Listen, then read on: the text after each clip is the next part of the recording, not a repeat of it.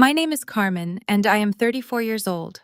I always knew my parents valued the illusion of a perfect family over actual loyalty, but nothing prepared me for last Sunday. I sat at my parents' dining table passing the collard greens when my father announced that he was writing me completely out of his will. He proudly declared that the family home, our supposed generational wealth, was going entirely to my younger sister and her husband. My mother then looked me dead in the eye and told me to keep paying their mortgage as my contribution to their legacy. I simply wiped my mouth and smiled. That same night, I pulled out my phone and canceled the automatic bank transfer that had been keeping a roof over their heads for 11 years. Before I continue this story, let me know where you are watching from in the comments below. Hit that like button and subscribe if you have ever had to stand your ground against a family that used you for your money while disrespecting your worth. The smell of baked macaroni and cheese, candied yams, and roasted turkey filled the dining room of my parents' sprawling Atlanta home. It was our traditional Sunday dinner, a sacred weekly event, where my parents, DeAndre and Brenda, gathered everyone to showcase their picture-perfect life after morning service at the church. I sat near the end of the long mahogany table, silently eating my food, while my 30-year-old sister Monique complained about the algorithm affecting her organic luxury lip gloss brand. Her husband, Preston, sat beside her, nodding along with that insufferable look of superiority he always wore. Preston was a mid-level financial advisor who loved using corporate buzzwords to make himself sound like the smartest guy in the room.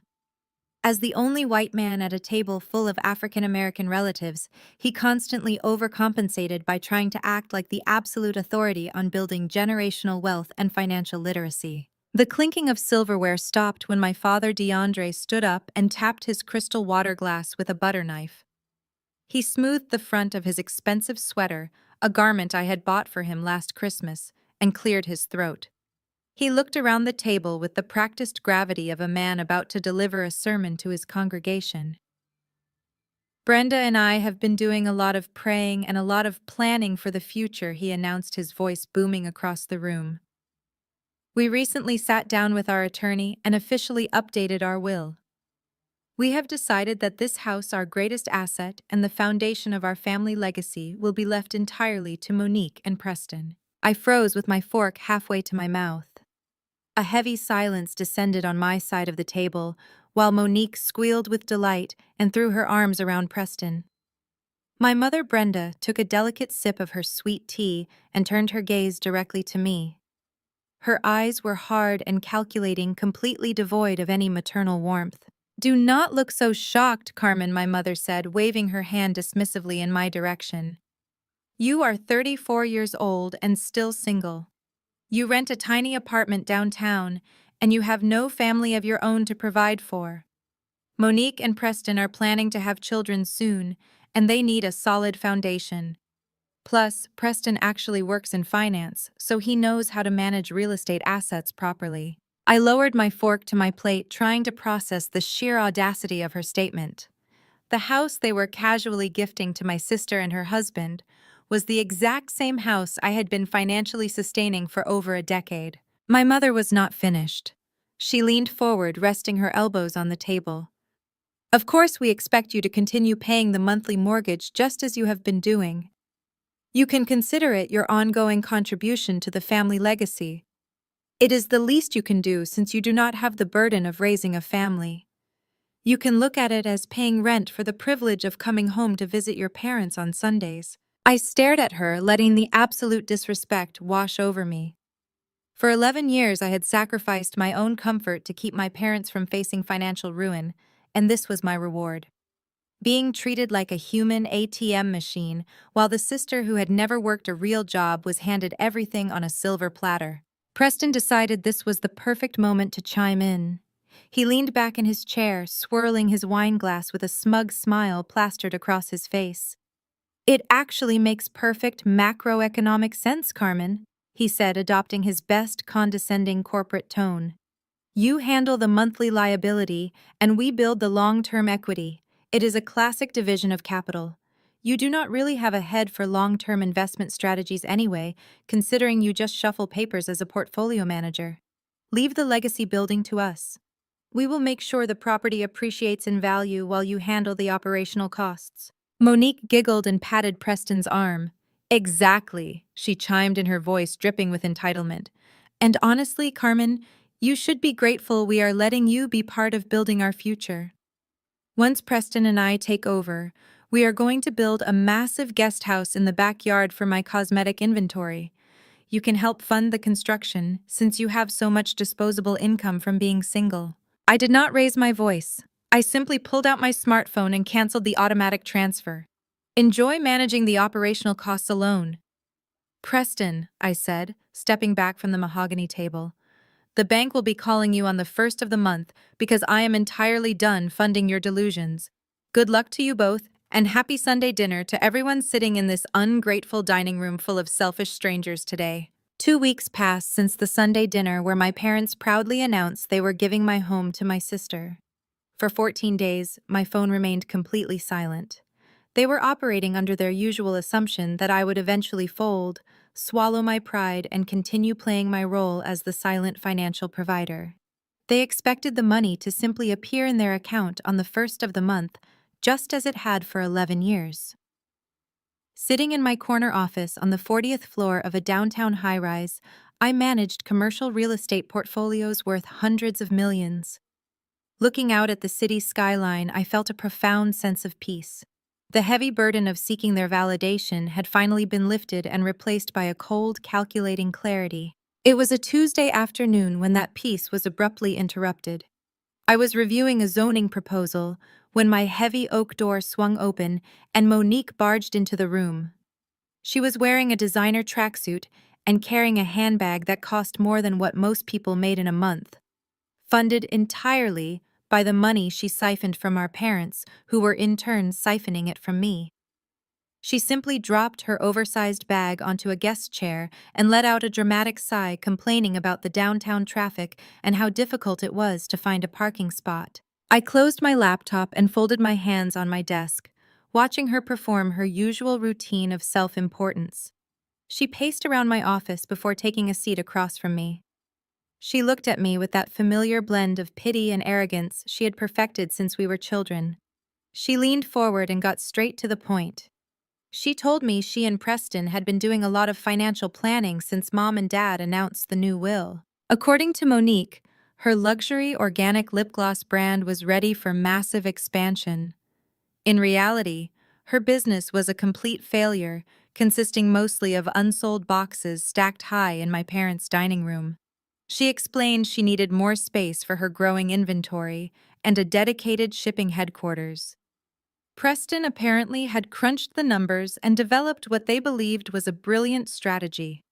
They had decided to build a massive 2-story guest house right in the backyard of my parents' property. Then she delivered the real reason for her visit. She looked me right in the eyes and said that since I was already paying the monthly operational costs for the main house, it only made sense for me to increase my monthly contribution to cover the construction loan for her new building. I sat there perfectly still, letting the sheer audacity of her demand wash over me.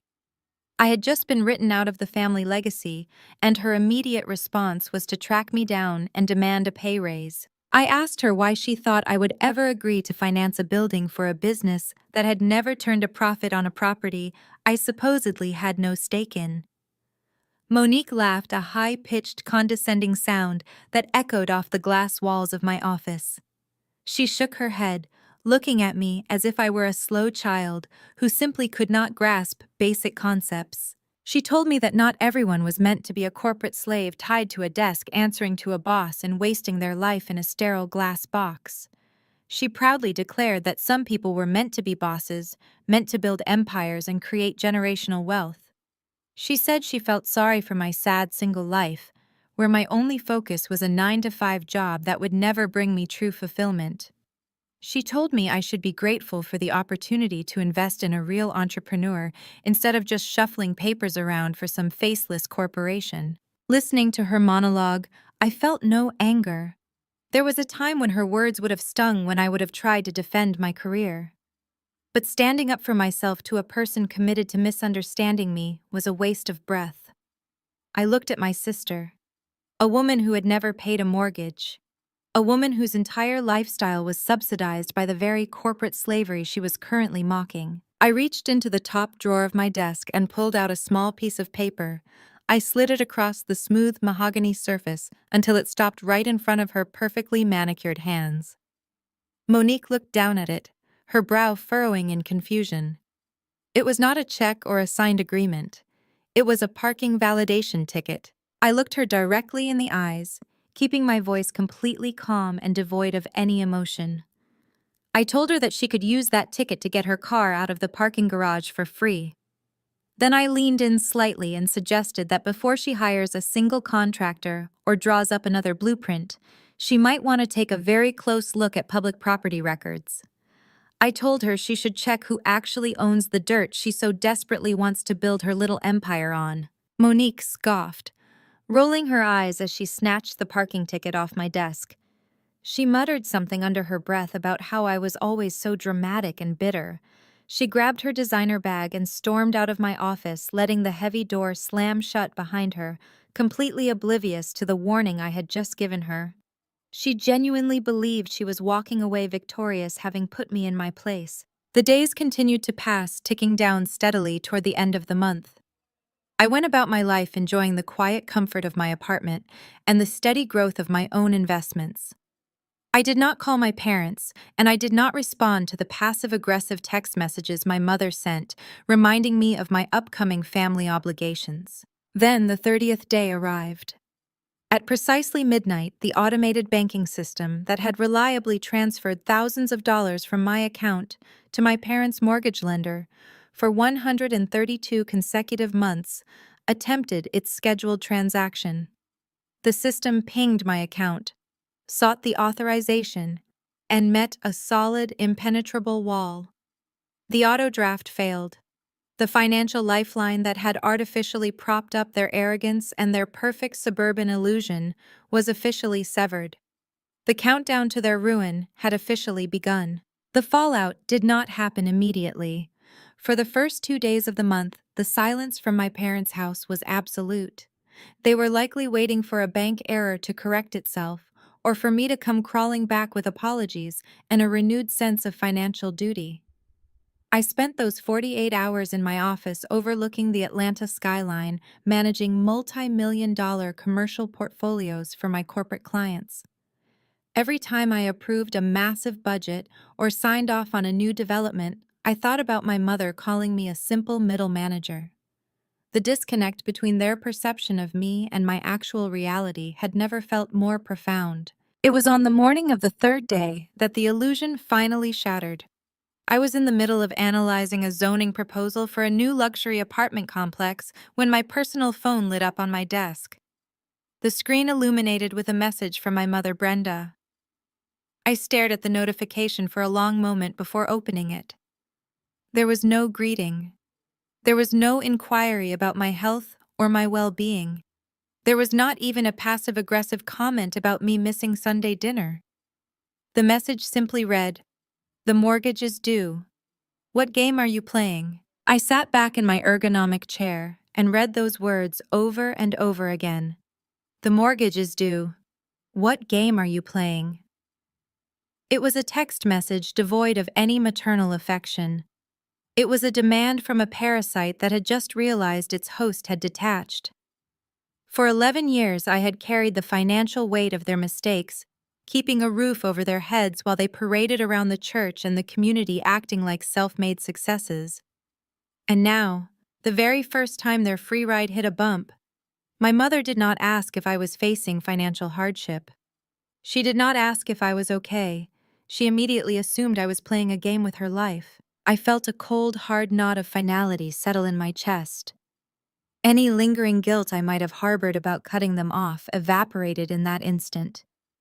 I picked up my phone and typed a deliberate 4-word reply. Ask the landlord. I hit send and placed the phone face down on my desk, knowing exactly what would happen next. Less than 3 minutes later, the phone began to vibrate violently against the wood grain of my desk. The caller ID displayed Preston's name. I did not answer right away. I let it ring, allowing his anger to boil over just a little bit more. I reached over and pressed the record button on my secondary digital dictation device, watching the small red light begin to pulse. Then I accepted the call and put him on speakerphone. I did not even get the chance to speak before his voice exploded through the quiet of my office. He was practically panting with rage and self-importance. He demanded to know what the hell I thought I was doing. He told me that pulling financial support from elderly parents without formal written notice was grounds for a civil suit. He began throwing around corporate jargon, trying to intimidate me with his mid-level financial advisor vocabulary. He accused me of financial abandonment and threatened to report me to the authorities for elder abuse. He said my actions were a gross violation of the implicit fiduciary contract of our family unit. I remained completely silent, listening to him spiral into a manic tirade. It was deeply satisfying hearing him try to lecture a senior commercial real estate developer about property ethics. He went on and on about how my petty jealousy over Monique inheriting the house was going to ruin my miserable little career. He said he was going to make sure every networking firm in Atlanta knew exactly how I treated my own flesh and blood. Then he delivered what he clearly thought was his ultimate masterstroke. He told me that my little temper tantrum was not going to work, and that he was entirely in control of the situation. He announced with supreme arrogance that he was taking DeAndre and Brenda to the bank first thing tomorrow morning. He explained his brilliant financial strategy to me as if I were completely ignorant of basic economics. He said they were going to pull a home equity line of credit against the property. He proudly declared that the house had appreciated significantly over the last decade, and that he was going to leverage that liquid asset to its maximum potential. He said they were going to use the new equity to pay off the operational costs and fully fund Monique's cosmetic business expansion without needing a single dime from me. He boasted about current interest rates and return on investment, completely oblivious to the massive black hole he was walking into. He finished his rant by telling me that once the bank paperwork was signed and the equity funds were secured, I was officially banned from the property forever. He said my toxic energy was no longer welcome in their home, and that I should consider myself entirely cut off from the generational wealth he and Monique were about to build. He was breathing heavily by the time he finished his monologue, utterly convinced that he had asserted his dominance and backed me into a corner. The silence stretched between us for several long seconds. The recording device on my desk continued to blink with a steady red light, capturing every single word of his unhinged threat. I leaned closer to the speakerphone. My voice was calm and steady, completely unaffected by his aggressive posturing. I told him that I highly encourage you to go to the bank, Preston. I told him to walk right past the loan officers and ask for the deed department. The following morning, my parents walked into the First National Bank of Atlanta like they owned the entire building. Preston led the charge wearing a tailored gray suit he could barely afford, acting as if he were the chief executive officer of the branch. Monique walked right beside him, carrying her expensive handbag and scrolling on her phone, already picking out the exact marble countertops she wanted for the accessory dwelling unit she planned to build in the backyard. DeAndre and Brenda trailed behind them, smiling with absolute pride as they watched their favorite son-in-law take control of the family finances. Preston bypassed the receptionist, demanding to see the branch manager, claiming he was executing a lucrative credit line for his wealthy in-laws. The intimidated staff quickly ushered them into a glass-walled office belonging to a mild-mannered manager named Mr. Hawkins. Mr. Hawkins offered them water and asked how he could assist them today. Preston sat back in his leather chair and steepled his fingers, doing all the talking. He told Mr. Hawkins that my parents were ready to leverage their primary asset to maximize their liquidity. He threw around words like market appreciation and strategic capital deployment, explaining that they wanted to pull $100,000 in equity against the family house to fund Monique's luxury cosmetic expansion and cover some minor operational costs. Brenda nodded vigorously, telling the manager her husband had worked hard to secure this generational wealth. DeAndre puffed out his chest, agreeing completely. Monique chimed in, saying her business was on the verge of a massive breakthrough, and this capital was just a minor stepping stone. Mr. Hawkins smiled politely and asked for my parents' identification and the property address. He typed the information into his computer. Preston leaned over, whispering to Monique that the money would be in their accounts by Friday, and they could break ground on her warehouse next week. Mr. Hawkins stopped typing. His brow furrowed as he stared at the screen. He adjusted his glasses and clicked the mouse a few more times, leaning closer to the monitor. His polite customer service smile slowly faded, replaced by a look of profound confusion. He cleared his throat and looked up at my parents, asking if they had given him the correct address. DeAndre scoffed, telling the man he had lived at that address for 30 years and knew his own zip code. Preston sighed, asking if there was a problem with the appraisal value, adding that the market had surged and the equity should easily cover the draw. Mr. Hawkins took off his wire-rimmed glasses, slowly rubbing his tired eyes. He looked at my parents with a deeply uncomfortable expression. He told them there was no issue with the market value of the property. The issue, he explained carefully, was that DeAndre and Brenda Williams did not hold any equity in the home because they did not own it. The office went completely dead silent. Monique stopped scrolling on her phone. Brenda let out a nervous little laugh, telling the manager he must be looking at the wrong file. DeAndre slammed his hand on the desk, demanding the man refresh his screen. Preston crossed his arms, leaning forward with a patronizing smirk, telling Mr. Hawkins to run the title search again, because he clearly made a clerical error. Mr. Hawkins turned the monitor around, pointing to the property records. He told them calmly that the house had been foreclosed on 11 years ago due to severe mortgage default. The bank had repossessed it and sold it in a cash transaction. The current legal owner of the property was a corporate entity called Apex Heritage Limited Liability Company. My parents sat frozen, their mouths slightly open.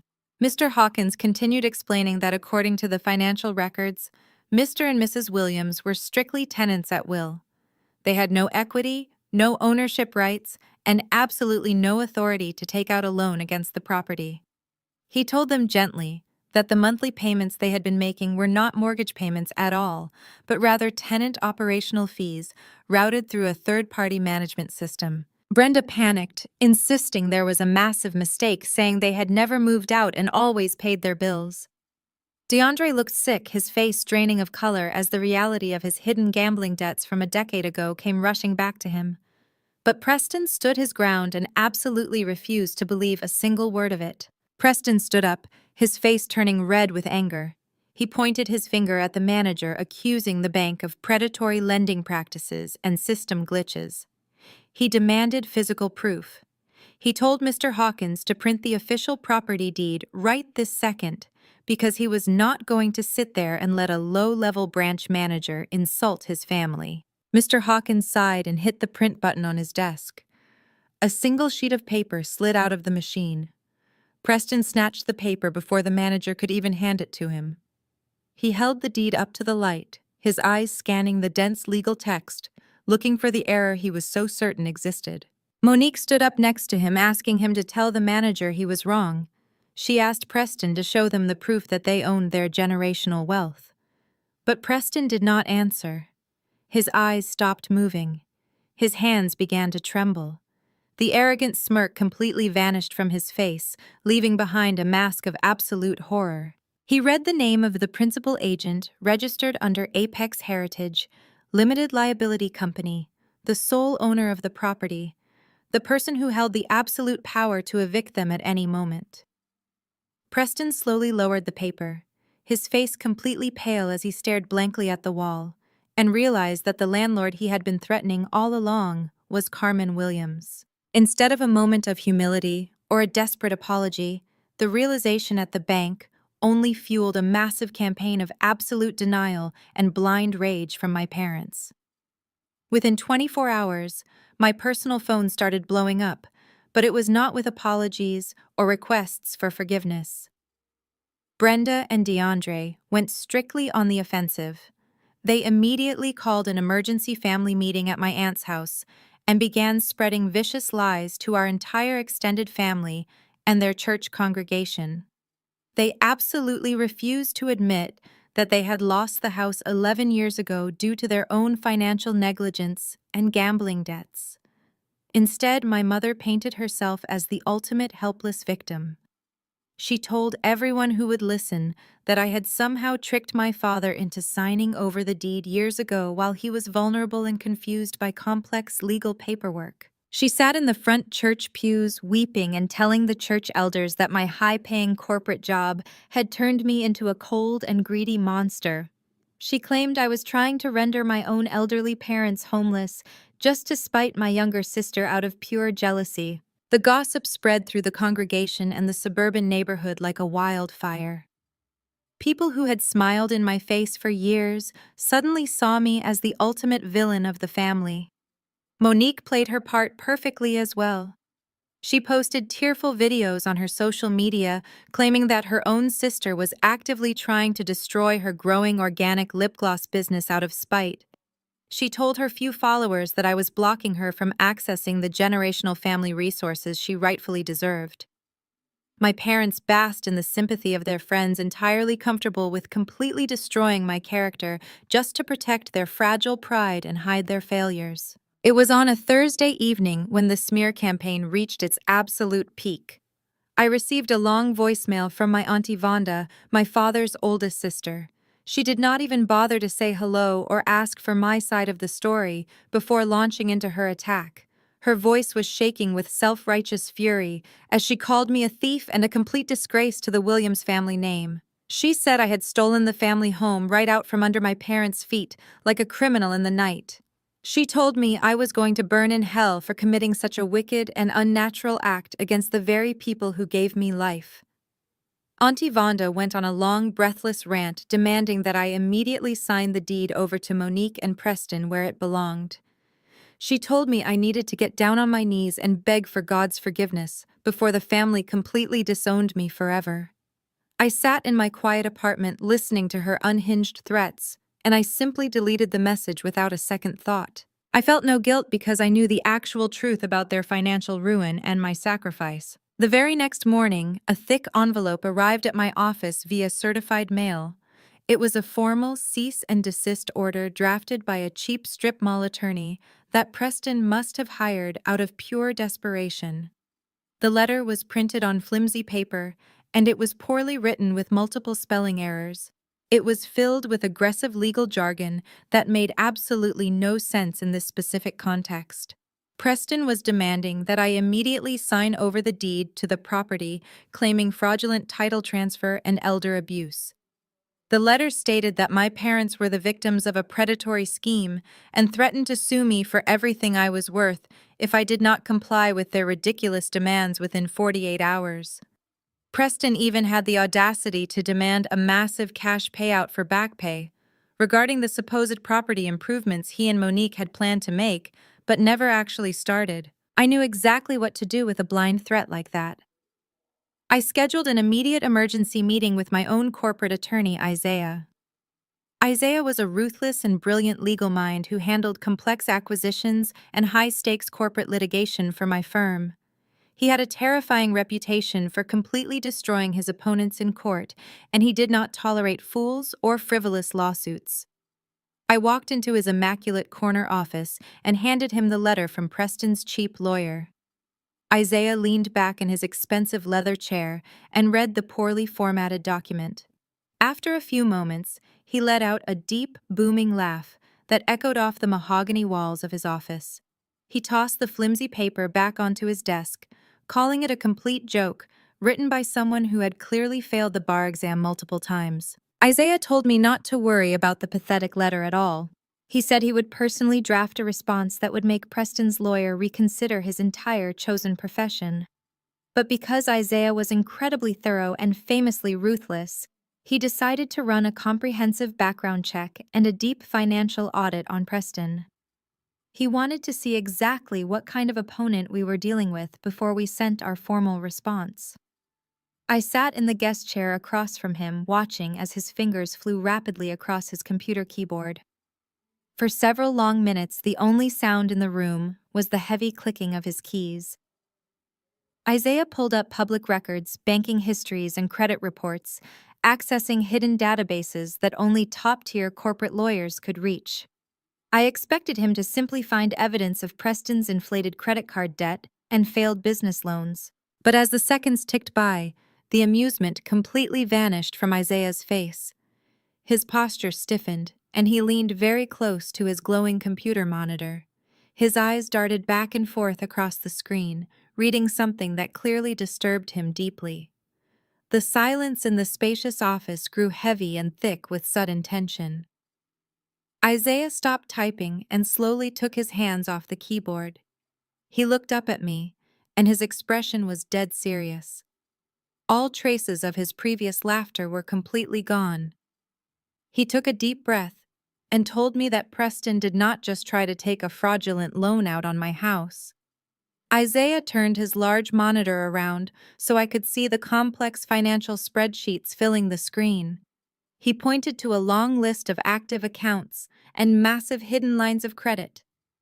His voice was low and grim when he spoke again. He told me I needed to look very closely at the screen, because I needed to see exactly what my arrogant brother-in-law had been doing with my parents' social security numbers. I leaned closer to Isaiah's monitor, staring at the rows of illicit accounts and maxed-out credit lines. Preston had not just been playing financial advisor for my parents. He had been systematically opening credit cards and taking out massive personal loans, using my parents' social security numbers for the past 3 years. The sheer volume of the fraud was staggering. Isaiah pointed to a screen showing how Preston had funneled thousands of dollars into dummy shell companies to hide his tracks. He had used my mother's pristine credit score to secure a business loan that he immediately defaulted on, and he had used my father's identity to lease 2 luxury vehicles. A cold smile slowly spread across my face as I realized Preston had just handed me the ultimate weapon. Isaiah asked if I wanted him to draft a police report immediately and send Preston straight to federal prison. But I shook my head. I told him to secure every single digital footprint and print physical copies of all the financial statements because we were going to use it at the perfect moment. My personal phone was still vibrating relentlessly with angry voicemails from distant relatives demanding I explain myself. My parents' smear campaign was working perfectly, but I turned my phone off entirely.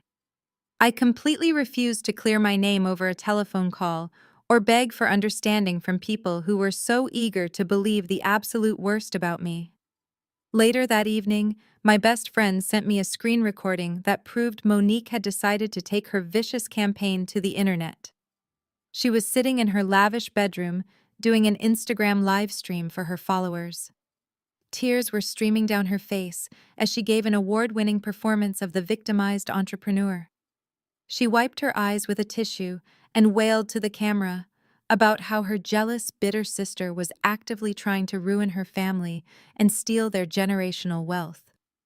Monique claimed I was sabotaging her lip gloss empire because I simply could not handle seeing her succeed in life. She begged her followers to send prayers because her evil corporate sister was threatening to leave their elderly parents out on the cold street. It was a masterpiece of manipulation and entitlement, and her followers were eating up every single word. I watched the ridiculous video twice before walking over to the heavy steel safe hidden deep inside my bedroom closet. I spun the dial and pulled out a thick manila folder labeled Apex Heritage. I sat down on my living room floor and spread the old documents out across the rug. These were not fraudulent transfer papers like Preston claimed in his pathetic legal letter. They were the original bank foreclosure documents from exactly 11 years ago. I traced my finger over the bold, red stamped letters indicating total default. My father, DeAndre, had completely drained their retirement accounts and mortgaged the family house to the absolute brink of ruin to cover a massive secret gambling debt he had hidden from everyone. I remembered being 23 years old, fresh out of college, and having just received my very first major corporate bonus. I remembered the desperate sobbing phone call from my mother begging for help. I remembered walking into that bank and using every single dime of my own hard-earned money to buy the property in cash directly from the lender. I did it to save my parents from the absolute humiliation of being thrown out onto the street with their belongings stuffed in garbage bags. I bought the house to protect them and to keep a roof over their heads. My father had cried that day and promised he would spend the rest of his life paying me back. But instead of gratitude, they spent the next decade treating me like an ungrateful tenant, while they paraded around the neighborhood playing the role of wealthy homeowners. They had built their entire suburban fantasy on the foundation of my sacrifice, and now they were comfortably calling me a thief. I gathered the yellowed papers and placed them gently back into the folder, knowing that the truth was entirely on my side. The next morning, I was sorting through my mail when I found a thick cream-colored envelope. It was the formal invitation to the annual Williams family reunion cookout. This was an event my parents hosted every single summer in that very same backyard Monique wanted to pave over for her lip gloss warehouse. The cookout was the premier social event of the season for our entire extended family and their entire church community. It was the day my father loved to stand at the grill, acting like the generous patriarch, while my mother held court on the patio, showing off her perfect family. Inside the envelope, a handwritten note fluttered out and landed on the floor. I picked it up and immediately recognized my father's heavy, aggressive handwriting. The message was short and dripping with his usual demand for absolute submission. The note told me to come to the cookout, to publicly apologize to the family, and sign the house deed over to him and Monique, or do not bother showing up at all. He wrote that this was my absolute last chance to avoid being permanently excommunicated from the Williams family. I read the note holding the fragile piece of paper in my hand. They wanted a public spectacle. They wanted me to bow down in front of the entire congregation and hand over my hard-earned property, just to save their fragile egos.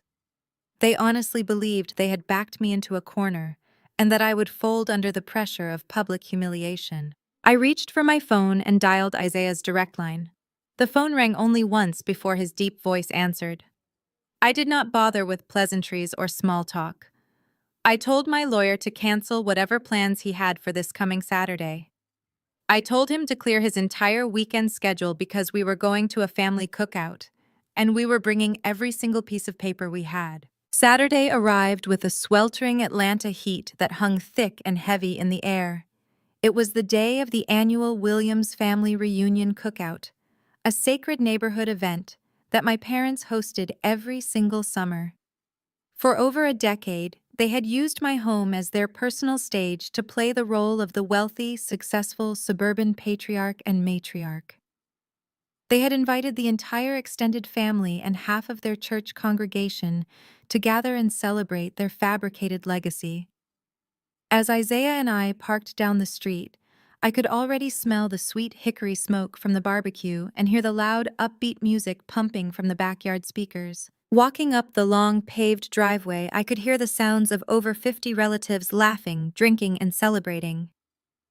My parents had transformed the backyard into a lavish party, complete with catered side dishes, expensive floral centerpieces, and a massive rented party tent. They were spending money they simply did not have to impress people who only respected them for their supposed social status. The sheer betrayal of watching them throw a massive celebration, funded by the very financial stability they were actively trying to steal from me, only cemented my resolve. We approached the heavy wooden side gate, and I paused for a moment listening to the voices on the other side. Preston was holding court at the massive stainless steel grill, acting as if he were the supreme patriarch of the entire bloodline. He was loudly flipping burgers and handing out expensive imported cigars to my uncles. He laughed his booming, arrogant laugh, slapping his fraternity brothers on the back and basking in the illusion of generational wealth. Preston was playing the role of the generous provider, entirely comfortable with the fact that he was actively committing massive financial fraud, using my parents' social security numbers to fund his lifestyle. On the expansive mahogany deck, my sister Monique was putting on her own ridiculous show. She was surrounded by Auntie Vonda and the rest of the church elders who had spent the entire week dragging my name through the mud. Monique had completely unrolled a massive set of glossy architectural blueprints across the glass patio table. She was dramatically pointing out exactly where her new organic lip gloss shipping headquarters was going to be built. She described the imported marble floors, the custom track lighting, and the dedicated inventory bays she planned to install right over my garden. My mother Brenda hovered right behind her, pouring sweet tea and soaking up the admiration of the extended family.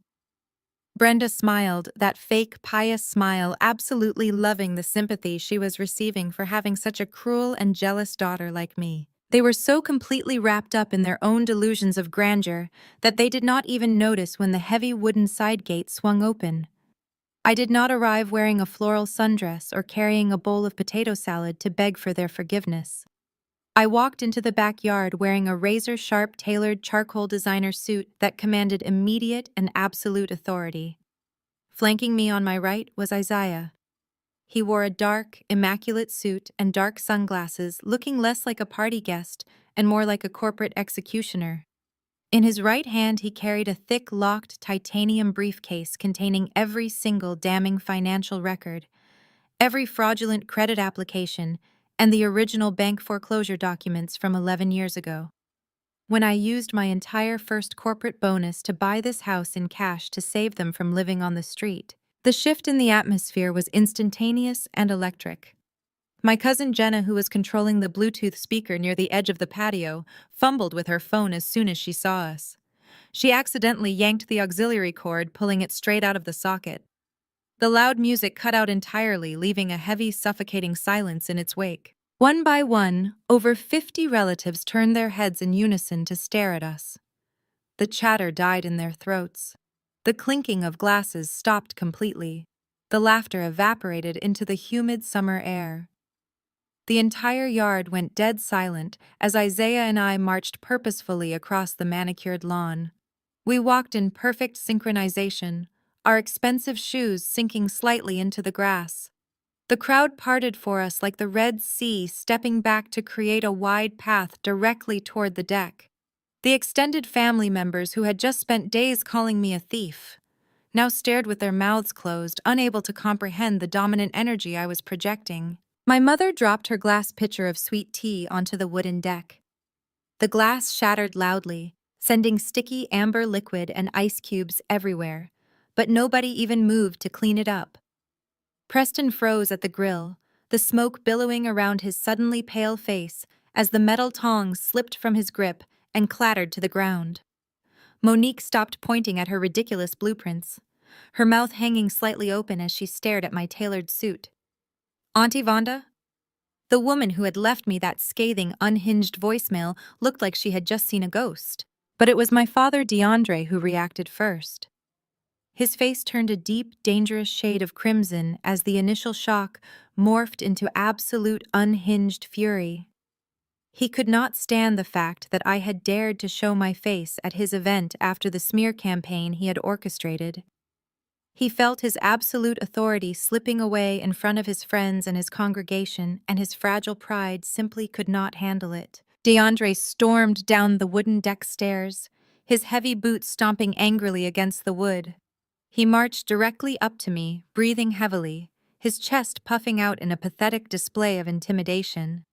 He raised his greasy metal barbecue spatula and pointed it directly at my face, completely ignoring Isaiah, who stood silently observing the meltdown like a hawk watching its prey. My father demanded to know what kind of sick game I was playing.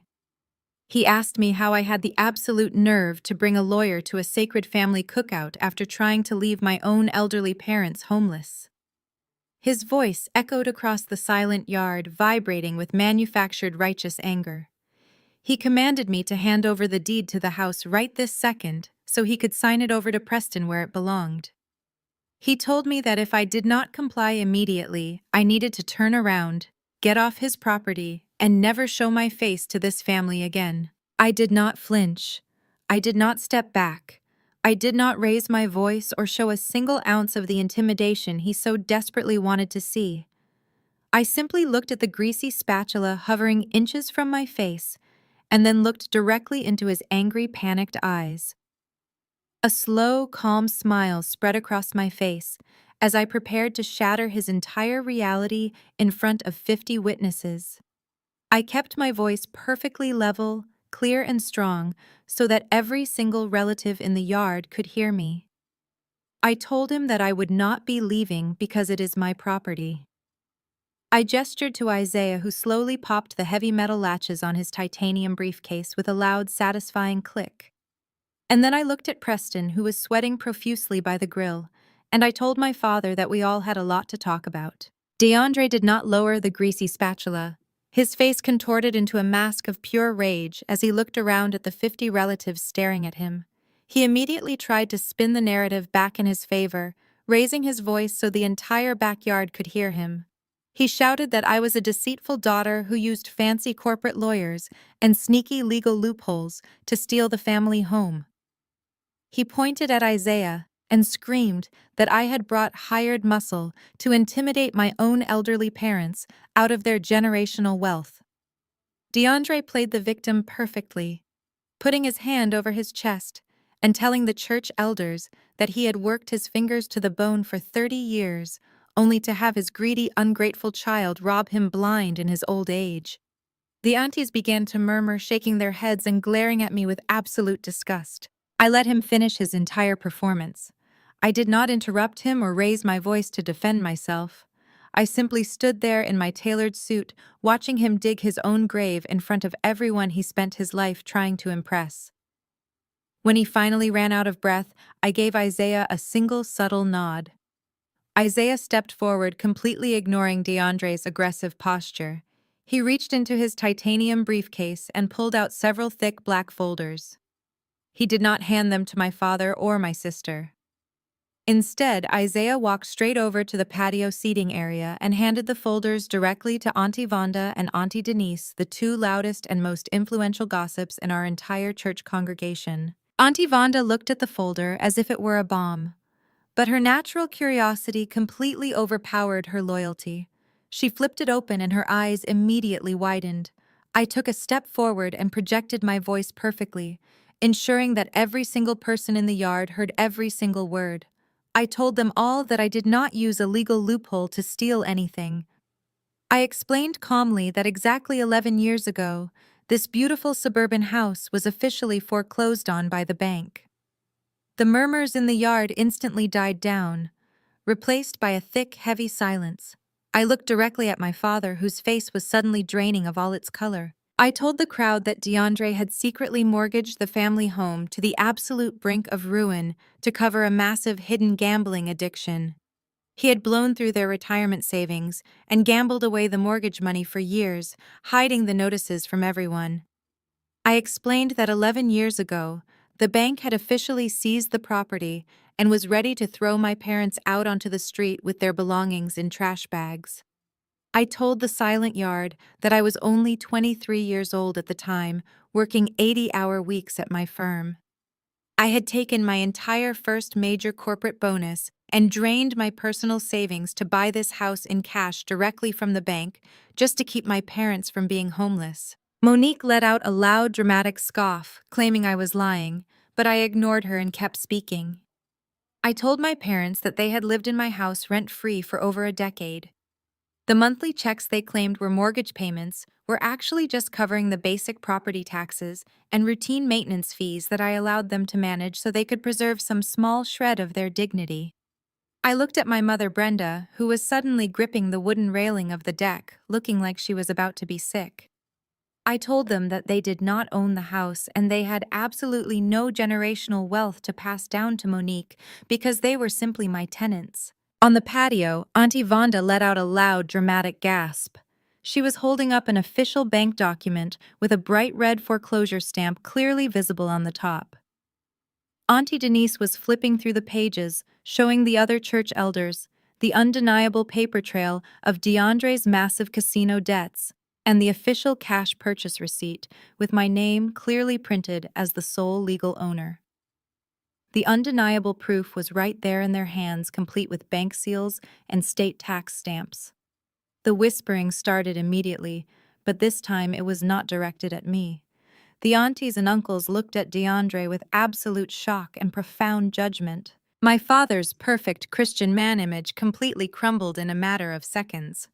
The illusion of the wealthy, successful patriarch that he had spent decades carefully cultivating was entirely destroyed in front of his friends, his family, and his church congregation. He stood frozen by the grill, his hand shaking slightly as he realized that every single person in the yard now knew he was a failed gambler who had relied on the daughter he constantly belittled to save him from absolute ruin. The shame radiating from him was palpable. The yard was consumed by the sound of flipping pages and shocked gasps as the folders were passed around the patio. Monique was frantically shaking her head, telling everyone the documents had to be faked, but nobody was listening to her anymore. My mother had slumped into a patio chair, covering her face with her hands, unable to look anyone in the eye. The absolute devastation of their social standing was complete. I stood perfectly still, feeling an overwhelming wave of vindication wash over me after years of being treated like a secondary citizen in my own home. Just as the silence threatened to completely swallow my father whole, the heavy footsteps of expensive loafers echoed across the wooden deck. Preston pushed his way past Monique and marched down the stairs. His tailored shirt was clinging to his sweating back, and his eyes were darting around the yard frantically. The golden child's husband simply could not handle losing control of the situation or watching his future free lip gloss warehouse slip away. Preston stepped directly in front of DeAndre, shielding the broken patriarch, and puffed out his chest, trying desperately to save the narrative and take back control of the yard. Preston smoothed the front of his expensive-looking but cheaply made polo shirt, acting as if he were stepping up to a podium in a corporate boardroom instead of standing on a sticky wooden deck in a humid backyard. He raised his hands in a wide, placating gesture, trying to calm the murmuring aunties and the stunned church elders who were still holding the undeniable proof of my father's massive gambling debts. Preston used his loudest and most patronizing finance voice, the exact tone he reserved for clients he thought were incredibly stupid and easily manipulated. He started throwing around massive, confusing financial buzzwords, hoping to completely overwhelm the older generation and spin the narrative back in his favor. He talked about aggressive equity extraction. He talked about predatory lending practices. He talked about complex title fraud and undocumented asset transfers. He spoke with such absolute conviction and arrogant authority that some of the older relatives actually stopped reading the foreclosure documents and looked up at him, wanting desperately to believe the comforting lies of the golden child's husband. Preston pointed a manicured finger directly at my chest and accused me of manipulating vulnerable seniors into signing over their hard-earned equity.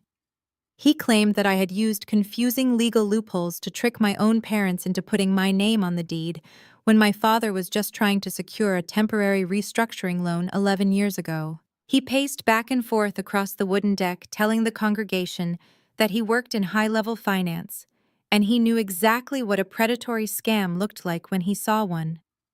Preston told the entire yard that I was nothing but a bitter middle manager who was completely obsessed with my younger sister's perfect life.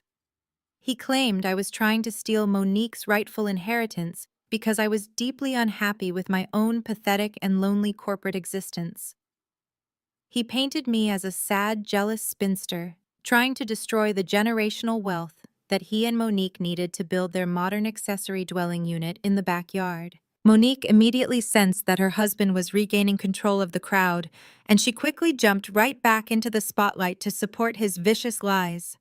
She wiped her fake tears and stomped her foot, cheering Preston on like he was a conquering hero saving her from a dragon. Monique pointed at me with her long acrylic nails and called me an ugly, jealous corporate drone. She screamed that I had always been secretly envious of her natural beauty and her incredible business talent. She told the church elders that I had no husband and no life and no organic lip gloss empire. So I had to resort to stealing the resources that she and Preston rightfully deserved to build their dream house. She yelled that I was an ugly corporate drone over and over again, letting the sheer venom of her repetition highlight exactly how much she despised me.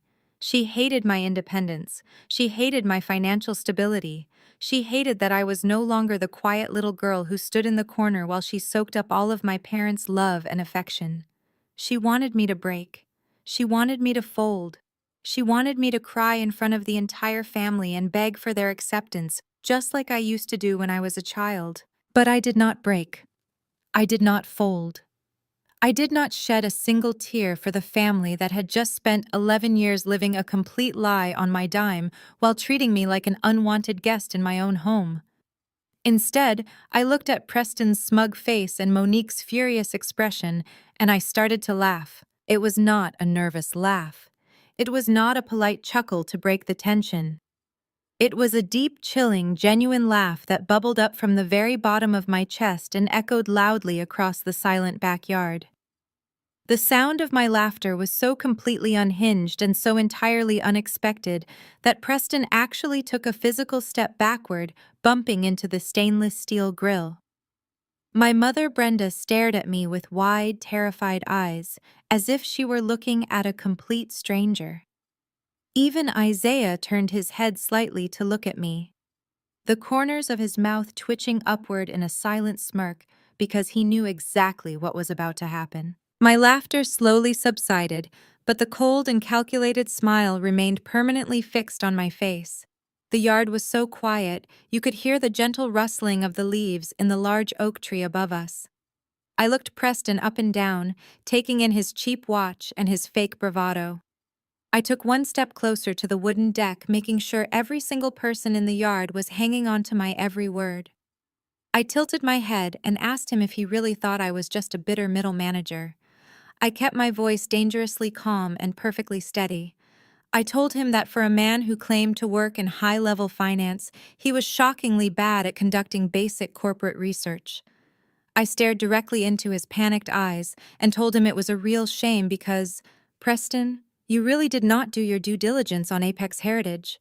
Limited liability company, did you? Preston blinked, his false confidence faltering for just a fraction of a second. He opened his mouth to spout more meaningless corporate jargon, but I did not give him the chance to speak. I reached into my tailored suit jacket and pulled out my sleek black iPad. Isaiah, anticipating my exact move, reached into his titanium briefcase and handed me a small, high-powered portable projector.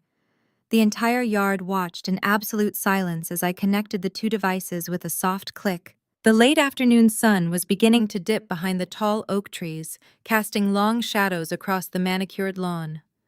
I pointed the projector directly at the pristine white siding of the garage, a massive blank canvas that my father had just repainted last month, using my money, of course. I tapped the screen of my iPad, and a massive high-definition corporate portfolio flashed onto the side of the house. The logo for Apex Heritage illuminated the yard in crisp, bold letters. I walked slowly across the deck, the heels of my designer shoes clicking rhythmically against the wood.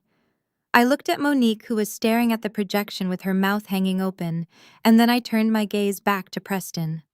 I told him that it was incredibly insulting that he thought I was just some bitter middle manager scratching out a pathetic living in a cubicle somewhere. I swiped my finger across the iPad screen, and the projection on the house shifted, displaying a massive, highly detailed map of the greater metropolitan area. Dozens of bright red pins dotted the map, spanning across the most exclusive and expensive neighborhoods in the city. I raised my voice so that every single auntie, uncle, and church elder could hear the absolute truth. I explained that Apex Heritage was not some fake shell company created to steal a single suburban house. I told them that Apex Heritage was a fully operational commercial real estate development firm, with a current valuation of over $150 million. A collective gasp rippled through the crowd of 50 relatives. Auntie Vonda dropped her plastic cup of sweet tea onto the grass, and Auntie Denise had to physically grab the back of a patio chair to steady herself.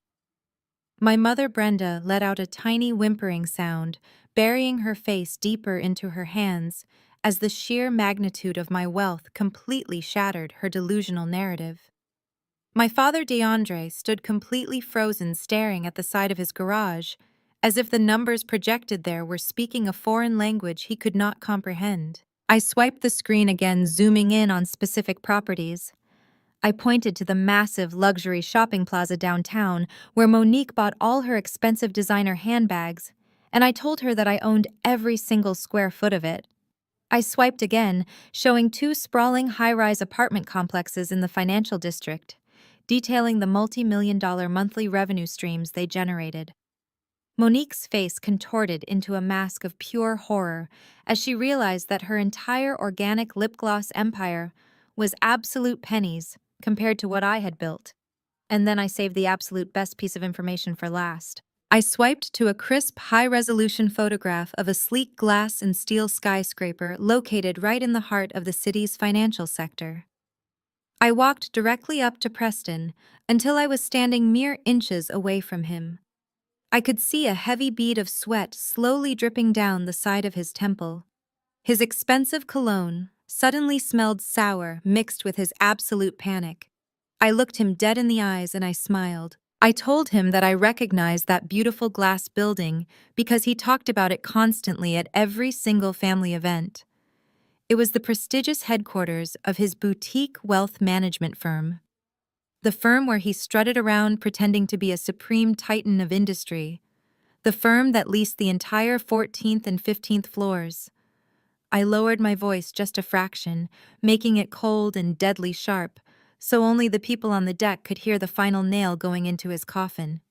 I told Preston that I had purchased that exact skyscraper in cash exactly 8 months ago. The color completely vanished from Preston's face, leaving him looking like a sick, pale ghost. His mouth opened and closed silently like a fish suffocating on dry land. His arrogant finance bro persona completely evaporated into the humid summer air. Monique let out a shrill, confused sound, grabbing Preston's arm and demanding that he say something, that he prove I was lying. But Preston could not speak, because the corporate deed was projected right there on the side of the house, displaying my name as the sole majority shareholder and executive owner of his entire professional existence. I let the heavy, suffocating silence stretch out for a long, agonizing moment, letting him completely absorb the absolute destruction of his ego.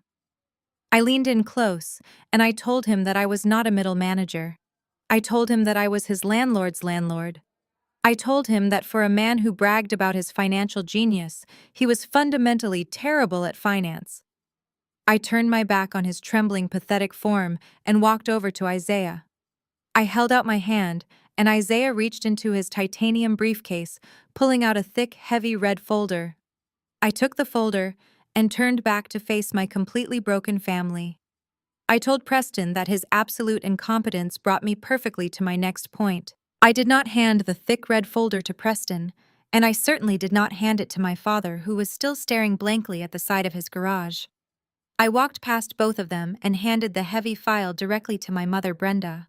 Her hands were trembling so violently that she almost dropped it before she even opened the cover. I told her that since DeAndre was so entirely convinced that Preston was the financial savior of the family, she needed to see exactly how her golden son-in-law had been managing their retirement assets. Brenda slowly flipped the cover open and stared at the top page. Her eyes darted back and forth across the black and white text, trying to comprehend the sheer volume of numbers printed there.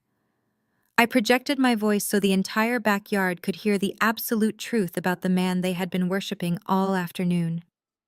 I explained that the red folder contained a comprehensive forensic credit report pulled directly from the 3 major credit bureaus. I told the silent crowd that Preston had not been managing my parents' assets at all. In fact, he had been actively draining them dry for the past 3 years. I watched Preston take another step backward, his expensive shoes scraping against the wood of the deck. He opened his mouth to protest, but his voice completely failed him, leaving him making a pathetic gasping sound. I turned my attention back to my mother and told her to look at page 4. I explained calmly that Preston had stolen both her and DeAndre's social security numbers under the guise of setting up a high-yield mutual fund. Instead of investing their money, he had used their identities to secretly open dozens of high-interest credit cards and take out massive unsecured personal loans. Monique let out a sharp, nervous laugh, shaking her head frantically. She told everyone that I was lying, that Preston made 6 figures and they did not need to borrow money from anyone. I looked at my sister with absolute pity and shattered her illusion completely. I told Monique that Preston was a glorified junior analyst who had been drowning in debt since the day she met him. I explained that he had taken out exactly $200,000 in fraudulent loans in our parents' names. The collective gasp from the aunties on the patio was deafening, but I did not stop. I told Monique that every single dime of that $200,000 went directly into funding her failing cosmetic business. The organic lip gloss empire she loved to brag about at church was entirely financed by her elderly parents' stolen credit. I pointed directly at the shiny silver imported luxury sedan parked at the very front of the driveway. I told the yard that Preston's beautiful car, the one he polished every Sunday to show off to the neighbors, was currently leased entirely under my father's stolen identity. Brenda let out a blood-curdling scream that echoed through the entire neighborhood. Her knees buckled and she collapsed heavily into the patio chair, dropping the red folder onto the wooden deck. Dozens of pages of damning financial statements, credit rejections, and forged loan applications spilled out, scattering across the mahogany planks for everyone to see. Auntie Vonda and Auntie Denise rushed over to fan her, but their eyes were glued to the fraudulent bank statements scattered on the floor. DeAndre finally snapped out of his trance. His face went from pale to a dark, dangerous shade of purple. He turned slowly toward Preston, his hands balled into tight fists, shaking with a rage that I had never seen before. He realized in that exact moment that the daughter he hated had secretly bought the roof over his head, while the son-in-law he treated like a king had actively robbed him of his entire future. DeAndre took a heavy step toward Preston, demanding to know if it was true, demanding to know where his retirement money had gone. Preston completely panicked. His carefully crafted illusion of wealth and superiority had been violently ripped away, leaving him exposed as a common thief in front of the entire congregation. His eyes darted wildly around the yard, looking for any possible escape. In a desperate, unhinged act of self-preservation, Preston lunged aggressively toward me, trying to snatch the iPad out of my hands to somehow stop the presentation. Isaiah stepped forward instantly, inserting his broad shoulders perfectly between me and Preston, blocking the attack with flawless precision. Preston bounced off Isaiah's chest like a rag doll, stumbling backward and nearly tripping over the scattered documents. Realizing that he was completely trapped and that the entire family was now turning on him, Preston abandoned Monique entirely. He did not even look at his wife as she stood there crying and screaming his name. He turned and scrambled down the deck stairs, pushing past his own fraternity brothers and sprinting frantically across the manicured lawn. He was making a desperate mad dash directly for the heavy wooden side gate, intending to jump into his fraudulently leased luxury car and flee the scene before DeAndre could get his hands on him. Preston burst through the gate and sprinted down the paved driveway, his expensive loafers slapping loudly against the concrete. Monique was running after him, crying hysterically, begging him to stop and explain. The entire yard watched in stunned silence as the golden son-in-law attempted a cowardly escape. But Preston did not make it to his car. Just as his hand reached out to grab the silver door handle, the quiet suburban street was suddenly illuminated by the blinding flash of red and blue lights. Two heavy police cruisers glided silently around the corner, completely without their sirens on. They pulled up sharply to the curb, angling their heavy vehicles to perfectly block the bottom of the driveway, cutting off any possible exit. 4 uniformed officers stepped out of their vehicles, moving with calm, deliberate authority as they approached Preston's shiny leased car. Preston froze perfectly still, his hand still hovering inches away from the car door. The sheer terror radiating from his body was visible all the way from the backyard deck. Monique stopped dead in her tracks, halfway down the driveway, her hands flying up to cover her mouth as she watched the officers surround her husband. I stood on the deck, watching the scene unfold with absolute perfect calm. I slowly turned my head and looked at Isaiah. Isaiah adjusted his dark sunglasses and offered a slow, chillingly genuine smile that did not quite reach his eyes. He looked out over the chaotic yard, watching my parents weep over their ruined finances, and my sister scream as the police approached her husband. Isaiah adjusted his suit jacket smoothly and spoke in a clear, carrying voice that easily reached the devastated relatives on the patio. He simply stated that he had taken the liberty of forwarding those specific financial discrepancies to the State Fraud Department yesterday afternoon. The four police officers did not rush or shout as they approached the silver luxury sedan. They moved with the practiced efficiency of men who dealt with white-collar criminals every day. Preston raised his shaking hands in the air, surrendering completely before anyone even spoke a word to him. An officer calmly informed him that he was being detained on multiple counts of identity theft and bank fraud, while another officer roughly pulled his arms behind his back to apply the heavy metal handcuffs. The sharp metallic clicking sound echoed loudly across the silent manicured lawn, cutting through the thick, humid summer air. The entire backyard watched in absolute stunned disbelief as the golden child's husband was publicly arrested in the middle of our parents' sacred annual cookout. But the person who reacted the most violently was Monique. The realization that her perfect suburban life was entirely funded by criminal activity and that she was about to lose absolutely everything completely shattered her fragile reality. The moment the officer clicked the handcuffs into place, the family dynamic violently and spectacularly imploded right in front of my eyes. Monique let out an ear-piercing shriek that sounded like a wounded animal. She lunged forward, grabbing the collar of Preston's expensive polo shirt, and violently slapped him across the face. The sound of the slap cracked through the yard, making several of the church elders flinch. She slapped him again and again, screaming hysterically that he was a pathetic loser who had completely ruined her life. She sobbed uncontrollably, hitting his chest and shrieking that he had embarrassed her in front of her family and her church. She demanded to know how he could be so stupid to get caught and how she was supposed to maintain her lifestyle without his income. Preston, who had spent the entire afternoon playing the role of the generous, wealthy provider, suddenly snapped. The facade completely melted away, leaving only a cornered, desperate man who was furious at his wife for abandoning him the second the money ran out.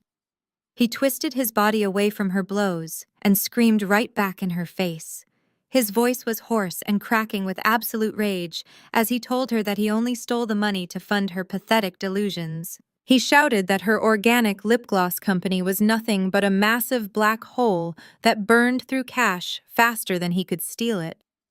Preston told the entire yard that Monique had absolutely no business sense and that she had squandered every single stolen dollar on useless marketing campaigns and luxury office furniture for a business that had never turned a single penny of profit. He screamed that he had ruined his life and his career just to keep her from realizing that she was a complete and utter failure. Monique staggered backward as if he had physically punched her. Her face twisted into a mask of pure horror as the aunties and uncles on the patio began to whisper and point at her. The glossy architectural blueprints for her imaginary shipping headquarters were still rolled out across the glass patio table, mocking her current reality. The church elders who had spent the entire week praising Monique's entrepreneurial spirit now stared at her with open disgust and profound pity. Her husband was being shoved into the back of a police cruiser, and her entire business empire was exposed as a fraudulent, pathetic vanity project funded by the financial abuse of our own elderly parents. The police cruiser slowly backed out of the driveway, carrying Preston away to a holding cell and leaving Monique standing completely alone on the concrete. She looked frantically around the yard, her chest heaving as she tried to process the absolute destruction of her entire universe. She looked at our mother, Brenda, who was still sobbing into her hands on the patio, unable to offer any comfort or financial salvation. She looked at our father, Deandre, who was staring blankly at the grass, looking like a broken, defeated old man. There was no one left to save her. There was no one left to foot the bill for her extravagant lifestyle. And then Monique slowly turned her head and looked directly at me. I watched the rapid calculations taking place behind her tear-filled eyes. I watched her realize that she was entirely broke, that her husband was going to a federal prison, that our parents' credit was completely destroyed, and that they did not even own the house they were standing in. I watched her realize that I was the only person left who possessed any actual resources. The shift in her demeanor was instantaneous and incredibly sickening. The pure, unadulterated hatred she had projected at me just 10 minutes ago completely vanished, replaced by a sudden manipulative desperation. She wiped the tears from her face and took a hesitant step toward the wooden deck where I was standing. She forced a weak, trembling smile onto her face, trying to play the role of the helpless victim. Monique walked up the deck stairs, holding her hands out toward me in a gesture of pathetic sisterly affection. She completely ignored the fact that she had just spent the entire afternoon calling me an ugly, jealous corporate drone and actively campaigning to have me thrown out of the family. She looked at my tailored designer suit and my black iPad with a new sense of reverence. Her voice dropped into a soft, pleading whine as she looked up at me with wide, innocent eyes. She told me that I was a multimillionaire and that $200,000 was basically pocket change to someone who owned a commercial real estate empire. She begged me to just write a check and pay off the fraudulent loans to save our parents from bankruptcy and keep the family completely intact. She reached out and tried to grab my hand, but I smoothly stepped back out of her reach. Monique did not take the hint. Her voice grew louder and more frantic as the sickening entitlement completely took over. She told me that I had to fix this because I was the only one with the money. She claimed that since Preston was going to jail, she would be left all alone with nothing to her name, and she needed my financial support to get back on her feet. She clasped her hands together and pleaded with me to pay off the massive debt, telling me to do it for her because she was my sister and family always helps family. A loud collective groan rippled across the entire backyard. The absolute audacity of her request was so profoundly offensive that even the most loyal church elders could not hide their disgust.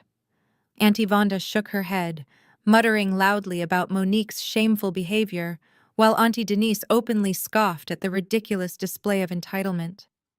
The relatives who had blindly supported the golden child for decades finally saw her for exactly what she was: a selfish, manipulative parasite who only cared about her own comfort. I stood on the wooden deck, looking down at the sister who had made my entire childhood a living nightmare.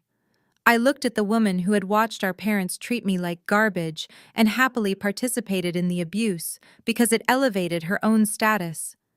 I thought about the years I spent quietly working 80-hour weeks, building my empire in the shadows while she paraded around buying expensive things with stolen money. I let the silence stretch out, allowing her to squirm under the collective judgment of 50 silent witnesses. I did not yell. I did not raise my voice or show a single ounce of anger. I simply looked at her panicked, desperate face with pure, absolute ice. I kept my voice perfectly calm and low, ensuring that the words sliced through the humid air with surgical precision. I leaned forward slightly, looking directly into my sister's eyes, and told her that I would not pay 20 cents to keep her out of the rain. The heavy police cruiser doors slammed shut with a final metallic thud that seemed to shake the very foundation of the pristine suburban neighborhood. The flashing red and blue lights painted the manicured lawn in harsh alternating colors, washing over the stunned faces of my relatives and illuminating the absolute ruin of my family. Monique was still weeping hysterically on the concrete driveway, her voice cracking as she watched the vehicle back out slowly, carrying her fraudulent husband away to a holding cell. The neighborhood was completely silent except for the low hum of the police engines and the sound of my sister's pathetic whimpering. But the true devastation was happening right behind me on the wooden deck. I turned my attention away from the driveway and looked at my father. DeAndre stood frozen near the edge of the patio, his chest heaving with rapid, shallow breaths. He was hyperventilating, his hands gripping the wooden railing so tightly that his knuckles had turned completely white.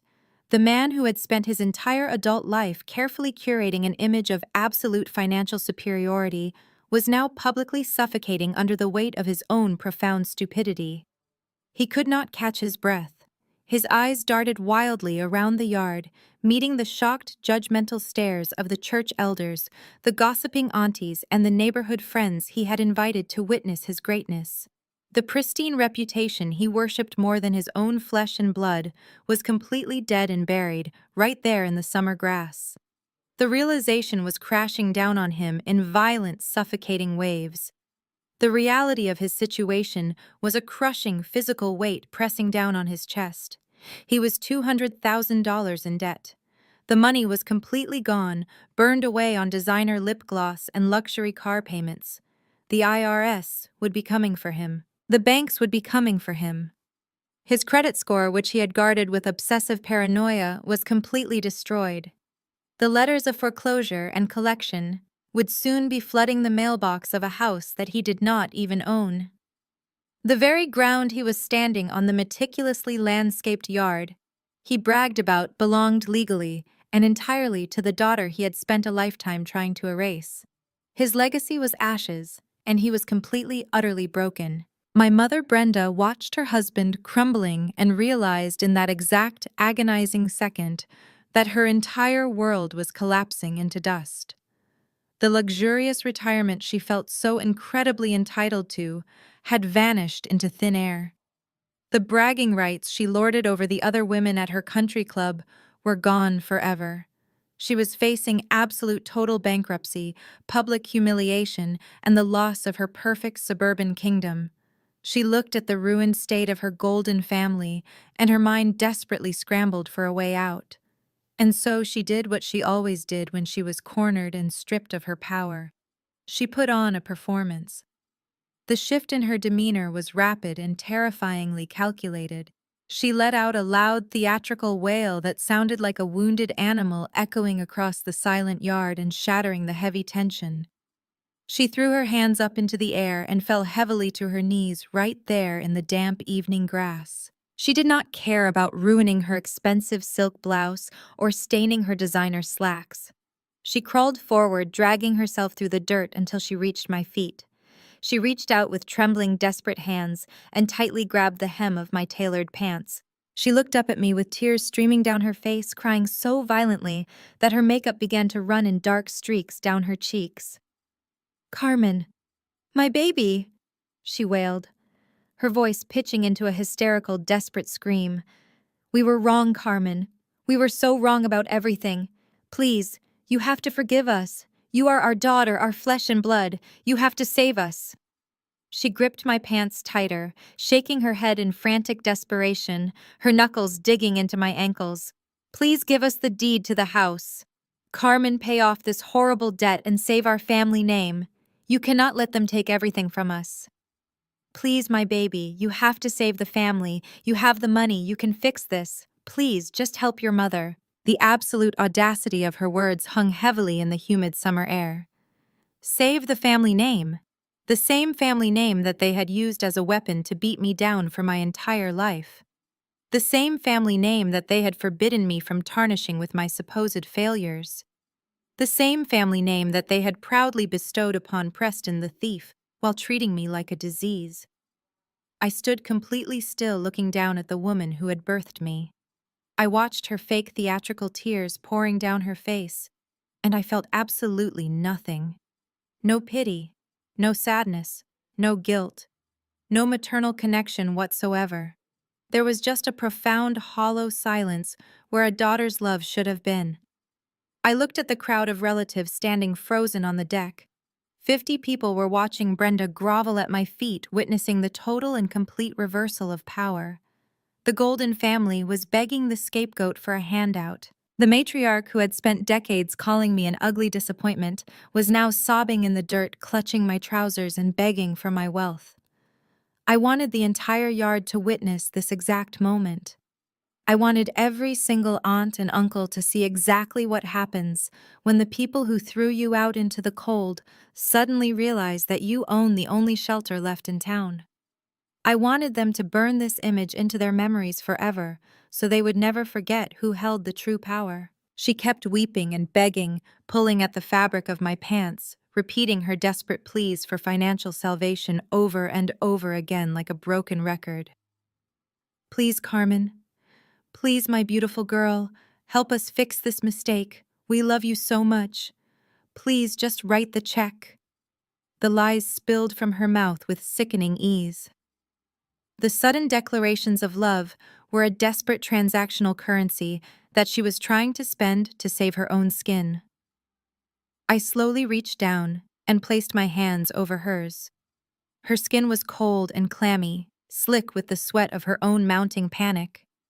I did not jerk my leg away. I did not kick her or scream or lose my temper. I moved with slow, deliberate mechanical precision. I curled my fingers around her wrists, feeling her pulse racing erratically beneath my grip, and then I gently but firmly pried her shaking hands off of my clothing. She resisted for a fraction of a second, but she had no real strength left. I pushed her hands away, letting them drop uselessly back into the grass. I smoothed out the slight wrinkle in my trousers, maintaining my absolute unwavering composure. I leaned down slowly, bending my knees until my face was just inches from hers. I could smell the expensive floral perfume she had bought with stolen money mixing with the sour, bitter scent of her absolute terror. She stared back at me, her eyes wide and pleading, searching my face for any sign of mercy, any crack in my armor, any lingering trace of the desperate little girl who used to beg for her affection. There was none. My face was carved from solid stone. I lowered my voice so that it was a deadly quiet whisper, forcing her to stop crying and strain to hear the words that would officially end her world. I looked directly into her panicked, tear-filled eyes, and I transported us both back in time. I remembered the exact moment, the exact feeling of pure devastation when I was a teenager, terrified and completely alone in the world. I spoke the exact words she had spoken to me 15 years ago, when I had stood in this exact same living room, crying real, genuine tears, and begging her to help me pay my college tuition so I would not be evicted from my dorm. "You have to learn to be independent," I whispered, watching the realization dawn on her, and the blood drain completely from her face. "Failures do not get handouts in this family." I watched the exact moment the life completely drained from my mother's eyes. The absolute cruel irony of hearing her own toxic words repeated back to her completely paralyzed her. I slowly stood up tall, pulling my posture perfectly straight and looking down at the pathetic scene before me. Brenda was still kneeling in the damp summer grass, her hands now resting uselessly at her sides, as she stared up at me with a vacant, horrified expression. She could not even formulate a single sentence in response. The matriarch of the family, the woman who always had a sharp, venomous comeback for everything, was finally rendered completely mute. I stepped away from her, creating a distinct physical boundary between my monumental success and her absolute, undeniable ruin. The heavy, humid air in the backyard was suffocatingly quiet. The 50 guests on the patio had stopped whispering entirely, completely mesmerized by the spectacular destruction of the Golden family. I turned my gaze away from my mother and looked directly at Isaiah. I gave him a single sharp nod, a silent command, to execute the final phase of my entirely calculated plan. Isaiah, whose face remained an unreadable mask of professional corporate detachment, stepped forward immediately. He placed his sleek titanium briefcase onto the glass patio table, physically pushing aside Monique's ridiculous organic lip gloss blueprints. The metallic click of the briefcase's latches echoed sharply across the wooden deck, slicing through the thick silence of the yard. He reached inside the velvet-lined interior and slowly withdrew 3 thick, crisp white legal envelopes. They were heavy and substantial, bearing the embossed silver seal of my corporate legal team. Isaiah walked down the wooden stairs with slow, deliberate steps, his expensive leather shoes making absolutely no sound on the soft grass. He approached my father first. DeAndre was still breathing heavily, his chest heaving as he tried to process the $200,000 of massive debt chained directly to his stolen identity. Isaiah calmly extended his arm and pressed the first heavy envelope directly against my father's chest, forcing him to instinctively grab it to keep it from falling. Next, Isaiah moved to my mother, dropping the second envelope right into her lap as she sat weeping pathetically on the ground. Finally, he walked over to Monique, who was standing near the edge of the driveway staring blankly at the street where the police cruisers had just carted her fraudulent husband away. Isaiah handed her the final envelope with a polite but chilling nod before stepping back and folding his hands behind his back, perfectly mirroring my own cold composure. Monique ripped the seal open instantly, her manicured acrylic nails tearing frantically at the thick bond paper. DeAndre simply stared at his own name printed on the front of the envelope, as if it were a highly explosive bomb about to detonate in his hands. Brenda did not even move to open hers. She just sat in the dirt, clutching the heavy paper to her chest and rocking back and forth in a state of absolute psychological shock. Monique's eyes darted furiously across the dense legal jargon printed on the official corporate letterhead. Her face contorted into a mask of pure, unadulterated rage and complete disbelief as she processed the words written on the page. She realized in that exact terrifying second that she possessed absolutely no legal rights to the ground she was standing on. She opened her mouth to scream, to hurl another barrage of toxic insults at me, but I did not give her the satisfaction of speaking first. I walked back up the stairs and stood at the very center of the elevated wooden deck, reclaiming my position of absolute authority. I wanted to make sure that my voice carried over the entire expansive yard, so that every single relative neighbor and gossiping church elder could hear my final decree. I projected my voice, making it ring out loud and crystal clear against the darkening evening sky. I announced to the entire stunned gathering that the documents they were currently holding in their trembling hands were formal 30-day notices to vacate the premises. I let the heavy words hang in the air for a brief second, letting the reality sink deep into their bones before I delivered the ultimate devastating blow. I told them, looking directly at my parents and my sister, that they were being legally and formally evicted from my property. The collective gasp from the aunties on the patio was deafening. Auntie Vonda covered her mouth with both hands, dropping her plate of food directly onto the concrete, while Uncle Marcus actually had to sit down heavily in a folding patio chair. The whispers broke out instantly, a chaotic buzzing of shock and absolute scandal. The relatives who had spent decades blindly supporting the golden child and praising my parents for their supposed financial genius finally saw the complete truth. They realized that the grand illusion of the Wilson family was entirely funded by the daughter they treated like absolute garbage.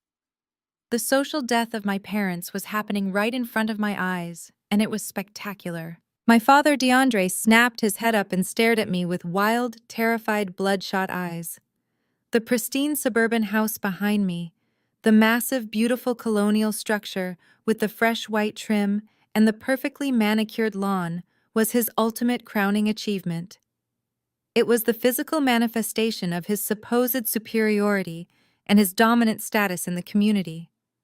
The idea that he was being forcefully thrown out of his own sacred castle by the daughter he deemed a total failure completely broke his mind. The shock shattered whatever tiny shred of composure he had left. DeAndre crushed the thick legal document in his fist and took a sudden, threatening step toward the deck. The thick veins in his neck were bulging prominently, and his face was a dark, dangerous shade of purple. He raised his voice, screaming at me with a raw, primal, absolute panic that I had never heard from him before. He shouted that I could not do this to them, that I could not just kick my own flesh and blood out into the cold street like stray dogs. He screamed that this was his home, his sanctuary, his property that he had worked his entire life to maintain. His voice cracked violently, tearing through the quiet neighborhood as he yelled at the top of his lungs, asking me where they were supposed to go. He demanded to know how they were supposed to survive with no credit, no savings, and absolutely no money to their names. He screamed that the Internal Revenue Service was going to audit him, and the federal banks were going to garnish whatever pathetic pension he had left because of Preston's massive fraudulent loans. The absolute paralyzing terror in his voice was thick and palpable. The great intimidating DeAndre Wilson, the man who demanded flawless perfection and ruthlessly punished anything less, was begging his rejected daughter for mercy in front of the entire congregation. I did not flinch at his screaming. I did not step back or show a single ounce of fear or intimidation. I stood my ground firmly on the wooden deck, and I slowly raised my arm. I casually gestured to the sprawling, beautifully manicured yard. The expensive imported patio furniture, the pristine, vibrant flower beds that Brenda loved to brag about, and finally, the massive, sprawling house behind me. I looked my father dead in his panicked, desperate eyes with an expression of pure, calculating ice. I kept my voice entirely steady, removing any trace of lingering emotion as I delivered the final definitive nail into the coffin of his legacy.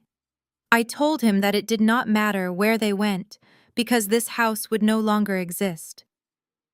I announced to the silent, horrified crowd that my commercial development firm had successfully lobbied the city council last week. I told my father, watching his heart completely shatter, that this entire beautiful suburban block had already been formally and legally rezoned for heavy commercial use. I explained that their perfect little neighborhood was going to be completely flattened and paved over to make way for a massive, sprawling concrete parking structure for my new corporate distribution center. The legacy they cared so much about was going to be buried under thousands of tons of wet industrial cement. I let a cold, terrifying smile spread across my face as I looked at the absolute ruin of my family. I told them that I was bringing in the heavy corporate bulldozers and tearing this entire house down to the ground next month. The immediate aftermath of my announcement hung in the humid summer air like a toxic cloud. The absolute certainty that their pristine suburban palace was going to be violently reduced to a pile of industrial rubble finally penetrated my father's thick skull. 2 full weeks passed since the day I stood on that deck and formally evicted the people who had made my childhood a living nightmare. Those 14 days were a spectacular montage of brutal, unrelenting consequences, unfolding exactly according to my intricate designs. The dominoes I had so carefully aligned over the past 5 years were finally crashing down, and the destruction was incredibly satisfying to witness. Preston was the very first domino to completely shatter. His arrogant corporate facade was stripped away the moment the cold metal handcuffs clicked around his wrists. He was formally arraigned in federal court, facing a staggering mountain of wire fraud, identity theft, and banking fraud charges. The man who used to strut around family dinners bragging about his non-existent wealth was led into the courtroom wearing a bright neon orange county jumpsuit. His wrists and ankles were bound in heavy iron chains that rattled loudly against the polished marble floor.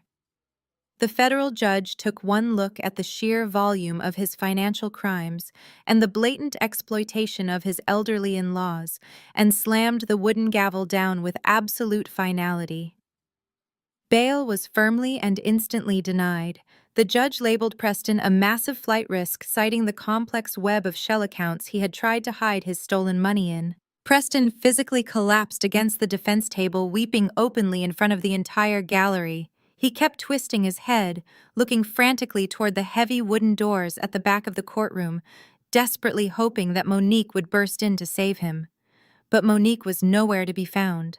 My golden sister was entirely too busy experiencing her own spectacular financial ruin to attend a bail hearing for a husband who could no longer fund her delusions. The bank swooped down on her pathetic organic lip gloss empire with breathtaking speed. Without the steady illegal pipeline of my parents' stolen credit, Monique's business accounts bounced instantly. The commercial eviction notice was taped to the glass doors of her rented warehouse space before she even had a chance to pack her things.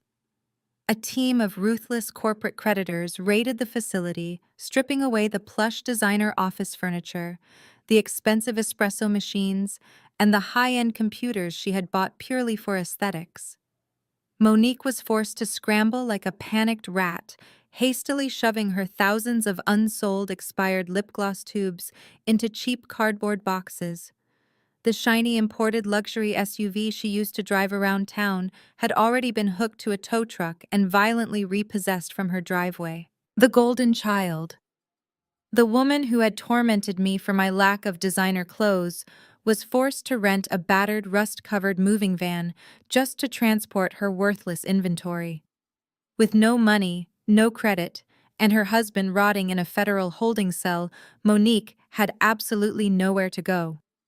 She ended up dragging her heavy boxes into a cheap run-down motel situated right off a noisy industrial interstate highway. The room smelled strongly of stale cigarette smoke and bleach. A massive flickering red neon sign buzzed loudly right outside her single dirty window, casting a harsh, unnatural light over her ruined life. She spent her nights sitting on a stained, unwashed mattress, watching giant cockroaches scurry across the damp carpet and crawl over the cardboard boxes, holding her pathetic, ruined cosmetic empire. The sheer poetry of her new living arrangement was a beautiful testament to the power of absolute karma. Meanwhile, back at the sprawling colonial house on Maple Street, DeAndre and Brenda were violently refusing to accept their impending doom. Instead of packing their belongings and figuring out a realistic survival plan, they decided to play the ultimate victim card. They genuinely believed that public pressure and social shame could somehow stop a multi-million-dollar commercial development project.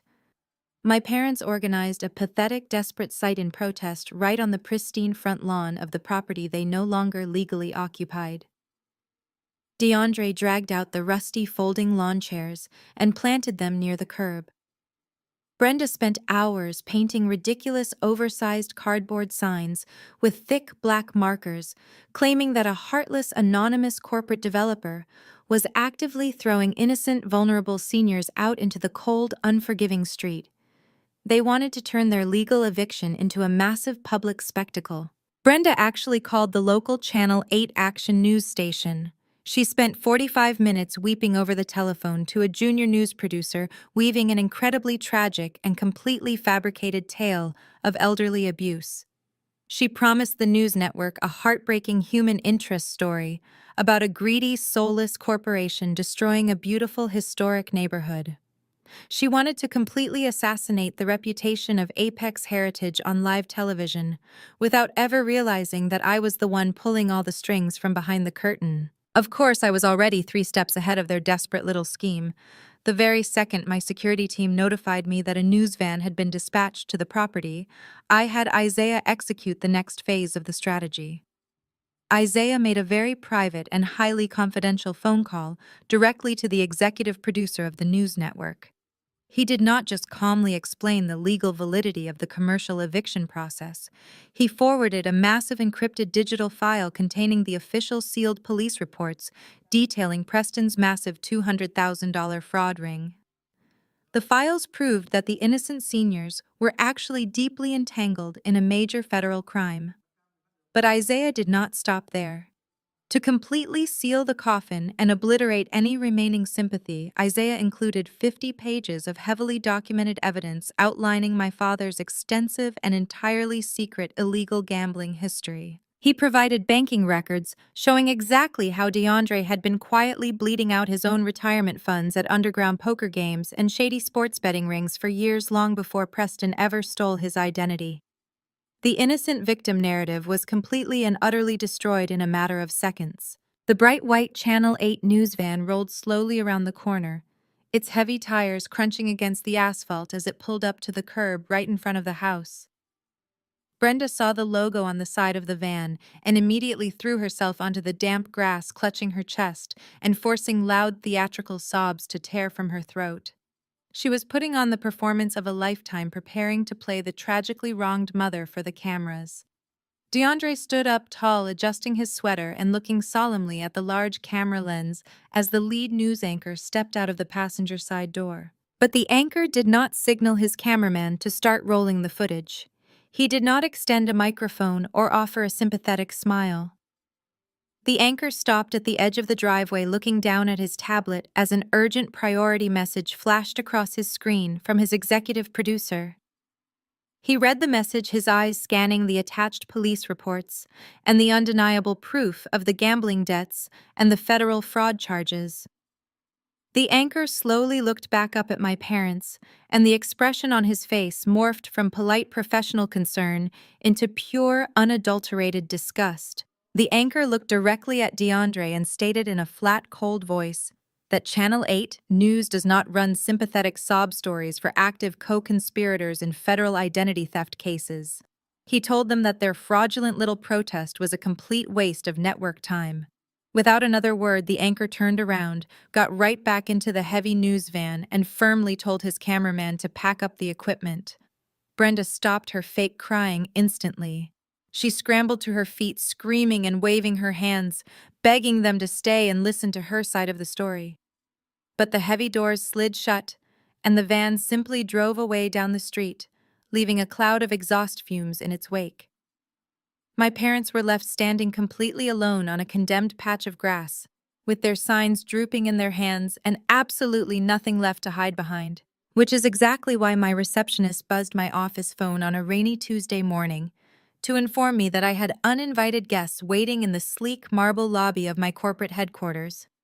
I did not have security throw them out. Instead, I told Isaiah to bring them directly up to the top floor. The heavy glass doors of my executive suite slid open, and my parents walked in, looking like cornered, desperate animals. But they were not alone. Walking right between them, wearing his immaculate dark suit and carrying a heavy leather-bound Bible, was Pastor Thomas. He was the head of our community congregation, a man who had known me since I was a child, and who my parents worshipped simply because of his massive social influence. DeAndre and Brenda had dragged their holy man up to the 50th floor to perform the ultimate religious guilt trip.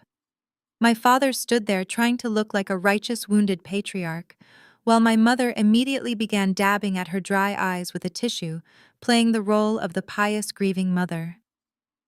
Pastor Thomas looked around my massive corner office with its panoramic views of the city skyline before resting his deeply disappointed gaze on me.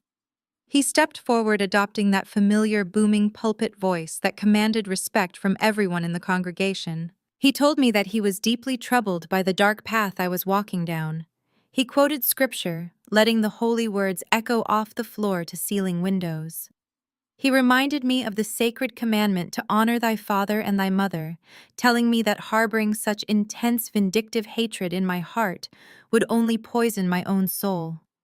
Pastor Thomas spoke passionately about the power of Christian forgiveness, about family bonds that should never be broken, and about the absolute moral failing of casting my own elderly parents out into the unforgiving street. He looked at me with profound spiritual disappointment, telling me that wealth and corporate power meant absolutely nothing if I lost my soul and destroyed my family in the process. Brenda let out a loud theatrical sob, nodding along with the pastor's words and clinging to his arm like a helpless victim. I sat perfectly still behind my massive mahogany desk, letting the pastor finish his entire self-righteous sermon.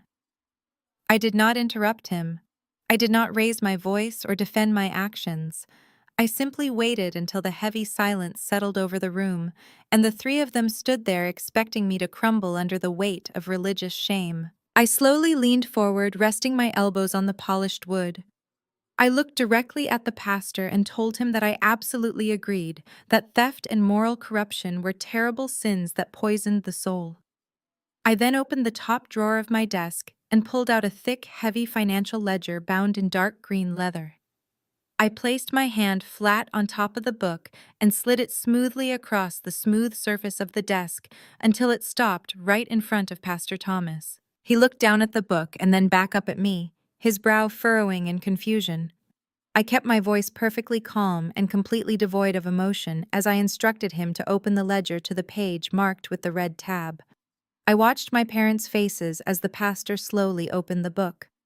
DeAndre suddenly stepped forward, his hands trembling as a look of absolute sheer terror washed over his features. He knew exactly what that ledger was. I looked at the pastor and explained that my corporate forensic accounting team had been thoroughly auditing my parents' financial history to untangle the massive mess of Preston's fraud. I told him that during that extensive audit, they found a very interesting discrepancy regarding the church finances. I watched the pastor's eyes scan the highlighted numbers on the page as I spoke the truth into the quiet room. I reminded the pastor about the incredibly generous $20,000 donation my father had supposedly made to the church building fund exactly 3 years ago. The same donation that earned him a beautiful brass plaque in the church vestibule and a standing ovation from the entire congregation. I watched the color begin to drain from the pastor's face as his eyes darted across the damning bank statements. I told him that my father never donated a single penny of his own money to that building fund. I kept my voice ice cold as I revealed the final hidden secret. I told the pastor that the $20,000 was actually money that my mother, Brenda, had systematically stolen from the church's annual charity drive. She had embezzled funds meant for the local orphanage and the homeless shelter, completely draining the charity accounts she was supposed to be managing. And she had stolen that holy money for one specific reason. I pointed directly at my mother, who was now visibly shaking and backing away toward the heavy glass doors. I told the pastor that she stole that $20,000 to pay for the imported champagne, the massive ice sculptures, and the extravagant floral arrangements at Monique's ridiculous luxury wedding to Preston. They had stolen from the poorest members of their own congregation to fund a pathetic vanity project for their golden child, and then my father had cooked the church books to make it look like a generous personal donation. The silence in the executive suite was absolutely deafening. The air was so thick with tension that it felt hard to breathe. Pastor Thomas stood completely frozen, his hands gripping the edges of the open ledger so tightly that his knuckles turned white. He slowly raised his head and looked at DeAndre and Brenda. The expression on his face was no longer one of religious disappointment or pastoral guidance. It was a look of pure, unadulterated, absolute disgust. The holy man looked at the two people who had just paraded him into my office to lecture me on morals, and he saw them for the vile, thieving parasites they truly were. Brenda tried to speak, her mouth opening and closing as she reached out a trembling hand toward him. "Pastor, please," she whimpered, but the sound died in her throat.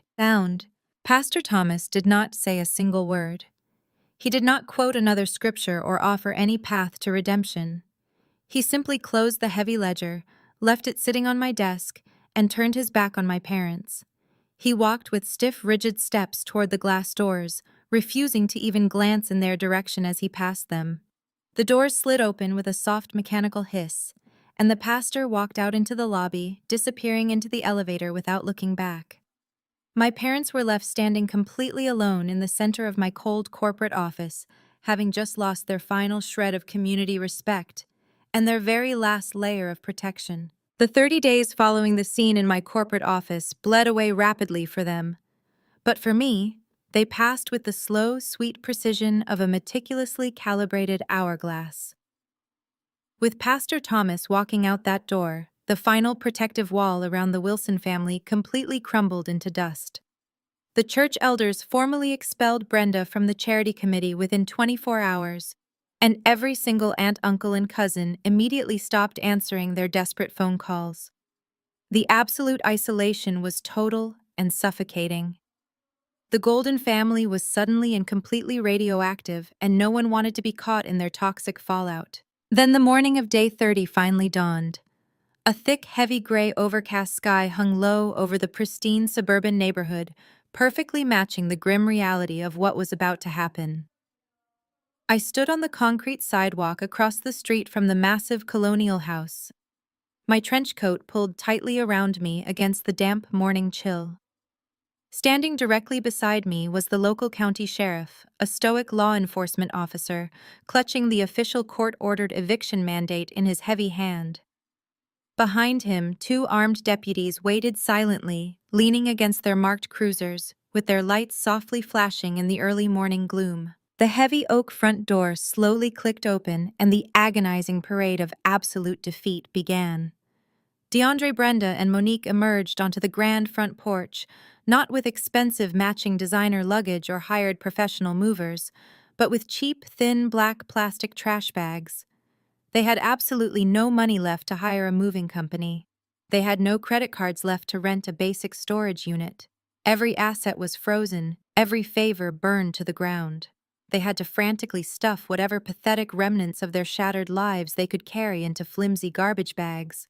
The three of them slowly dragged the heavy black bags down the pristine brick walkway. The cheap plastic scraped and tore against the rough pavement, spilling random items onto the damp grass. but they were too broken to even bend down and pick them up. Brenda's face was completely hollowed out, a gray mask of absolute crushing despair. The arrogant woman who used to host lavish catered garden parties and judge her neighbors' landscaping was now dragging a ripping trash bag across her own lawn with trembling, exhausted hands. DeAndre looked like he had physically aged 20 years in just 30 days. His proud, broad shoulders were completely slumped, and he kept his bloodshot eyes glued to the concrete, entirely unable to look at the neighbors who were silently watching the spectacle from their front porches. There was absolutely no one there to help them. The entire extended family had cut them off completely, leaving them to face their public humiliation entirely alone. Monique was bringing up the rear, struggling violently with two overstuffed bags of cheap synthetic clothing. Her expensive hair extensions were matted and tangled, and her face was twisted into a bitter, hateful snarl that made her look incredibly ugly. As she reached the curb, she dropped her bags heavily into the gutter and turned her venomous glare entirely on me.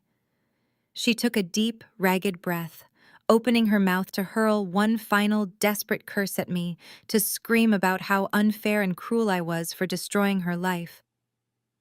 But before a single toxic word could escape her lips, a large, speeding commercial delivery truck rushed past us on the wet street. Its heavy tires hit a massive, deep, muddy puddle perfectly aligned right next to where she was standing. A huge, thick wave of freezing brown, dirty water completely erupted from the street, splashing directly over Monique's entire body. The filthy street water completely soaked her designer clothes, plastering her matted hair to her face and dripping down into her open mouth. She gasped and sputtered, standing there dripping with freezing brown mud, looking absolutely pathetic. The curse completely died in her throat, replaced by a pathetic whimpering sob as she desperately tried to wipe the grit from her eyes. DeAndre and Brenda did not even turn around to check on their golden child. They were entirely too consumed by their own absolute destruction to care about anyone else. They picked up their torn trash bags and began the long, humiliating trudge down the wet street toward the city bus stop. The mighty patriarch and the arrogant matriarch were reduced to waiting in the freezing damp air for public transportation to carry them away to some cheap, roach-infested motel. I watched their retreating figures grow smaller and smaller against the gray horizon, feeling an incredible, overwhelming sense of absolute closure. The heavy, toxic chains of my childhood had been completely, permanently severed. Just as they disappeared around the corner, the ground beneath my feet began to vibrate. A low, heavy, mechanical rumble echoed down the quiet suburban street, shaking the autumn leaves from the trees. I turned my head and watched as three massive yellow corporate bulldozers and a giant industrial excavator rolled slowly onto the block. The heavy metal treads chewed up the pristine asphalt and tore directly into the manicured front lawn, turning the expensive green grass into deep brown trenches of mud. The demolition crew moved with swift, practiced efficiency. The site foreman, a burly man in a bright yellow hard hat, walked up to me and raised his hand, holding a heavy black radio. He looked at the massive colonial house and then looked directly at me, waiting quietly for the official command. I looked at the physical structure where I had suffered decades of invisible, silent abuse. I looked at the walls that had trapped me and the windows that had watched me cry. I slowly raised my hand and gave the foreman a single definitive thumbs up. The foreman shouted into his radio, and the giant mechanical arm of the excavator roared to life with a deafening screech. The massive steel claw swung backward into the air and then launched violently forward, crashing directly through the large bay windows of the formal dining room. The sound of shattering glass and splintering wood was absolutely deafening, ripping through the quiet neighborhood. I watched the brutal metal claw tear right through the expensive floral wallpaper and crush the crystal chandelier, completely destroying the exact room where I had sat in silence and listened to my father write me out of his will. The heavy ceiling collapsed inward in a massive swirling cloud of gray dust and debris, burying their entire legacy under a mountain of crushed drywall and splintered wood forever. 6 months passed since the day the yellow bulldozers turned my childhood trauma into a flattened patch of dirt. The thick clouds of gray dust finally settled, leaving behind a pristine slate and a completely redefined reality. The justice system moved with a swift and brutal efficiency that left my former family absolutely reeling. Preston did not get a sympathetic judge or a lenient plea deal. The federal court sentenced him to 8 hard years in a maximum security prison for his massive wire fraud and identity theft ring.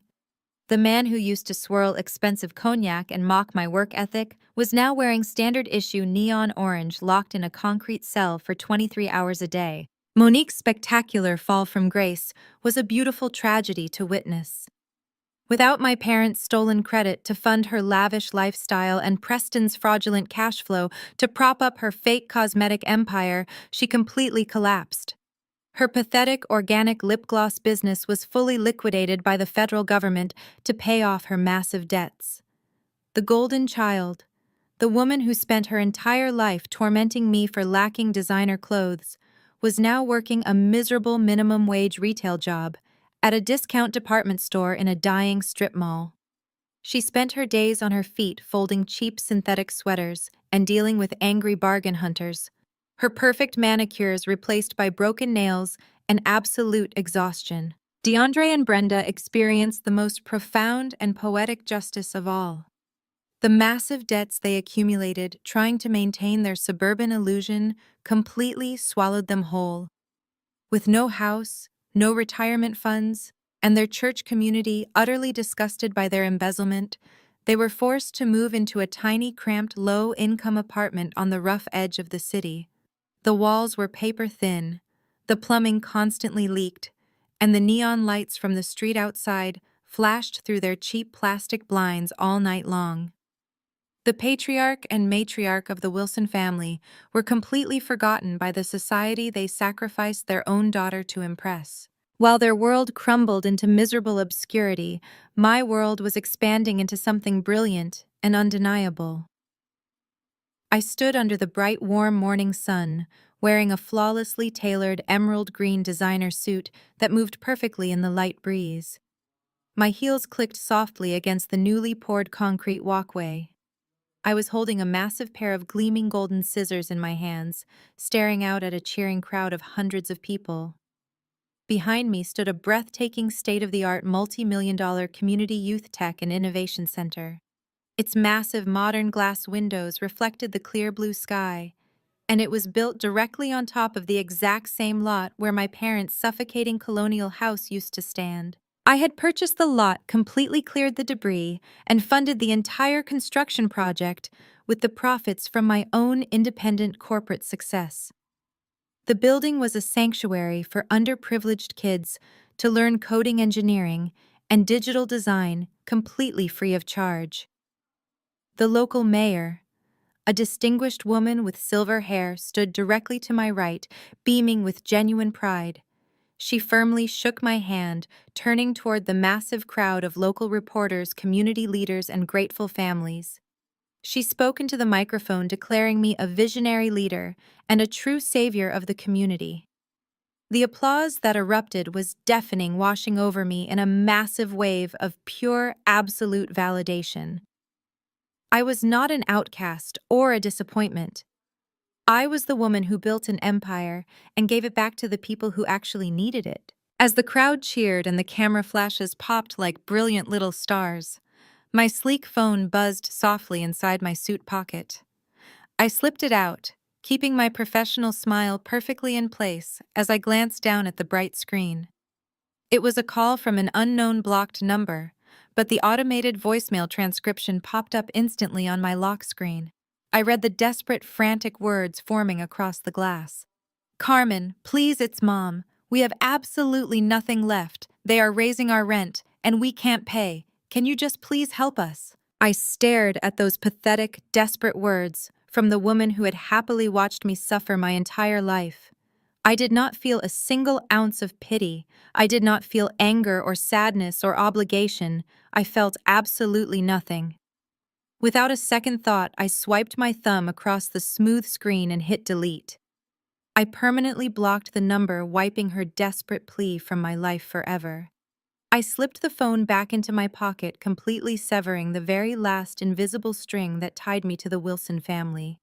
I turned my attention back to the cheering crowd, firmly grasping the golden scissors. With one swift, powerful motion, I sliced right through the thick red ribbon. The crowd roared with massive approval, and the heavy glass doors of the Innovation Center slid open, welcoming the future. I stepped forward into the bright flashing lights, surrounded entirely by people who respected me and valued me for exactly who I was, leaving the ruins of my past completely behind me. The ultimate lesson we must take away from this story is that shared blood does not automatically grant someone the right to cross your boundaries or disrespect your existence. True family is built on a foundation of mutual respect and unconditional support, not manipulation and endless greed. When toxic relatives attempt to diminish your worth to elevate their own fragile egos, the most powerful revenge you can take is simply walking away and building your own empire from the ground up. You never owe your hard-earned success or your peace of mind to individuals who only view you as a convenient opportunity to exploit. By establishing firm, unyielding boundaries, you finally create the necessary space for your true self to thrive. Share your story in the comments below if you have ever had to cut ties with toxic family members to protect your peace, and hit that subscribe button for more empowering content.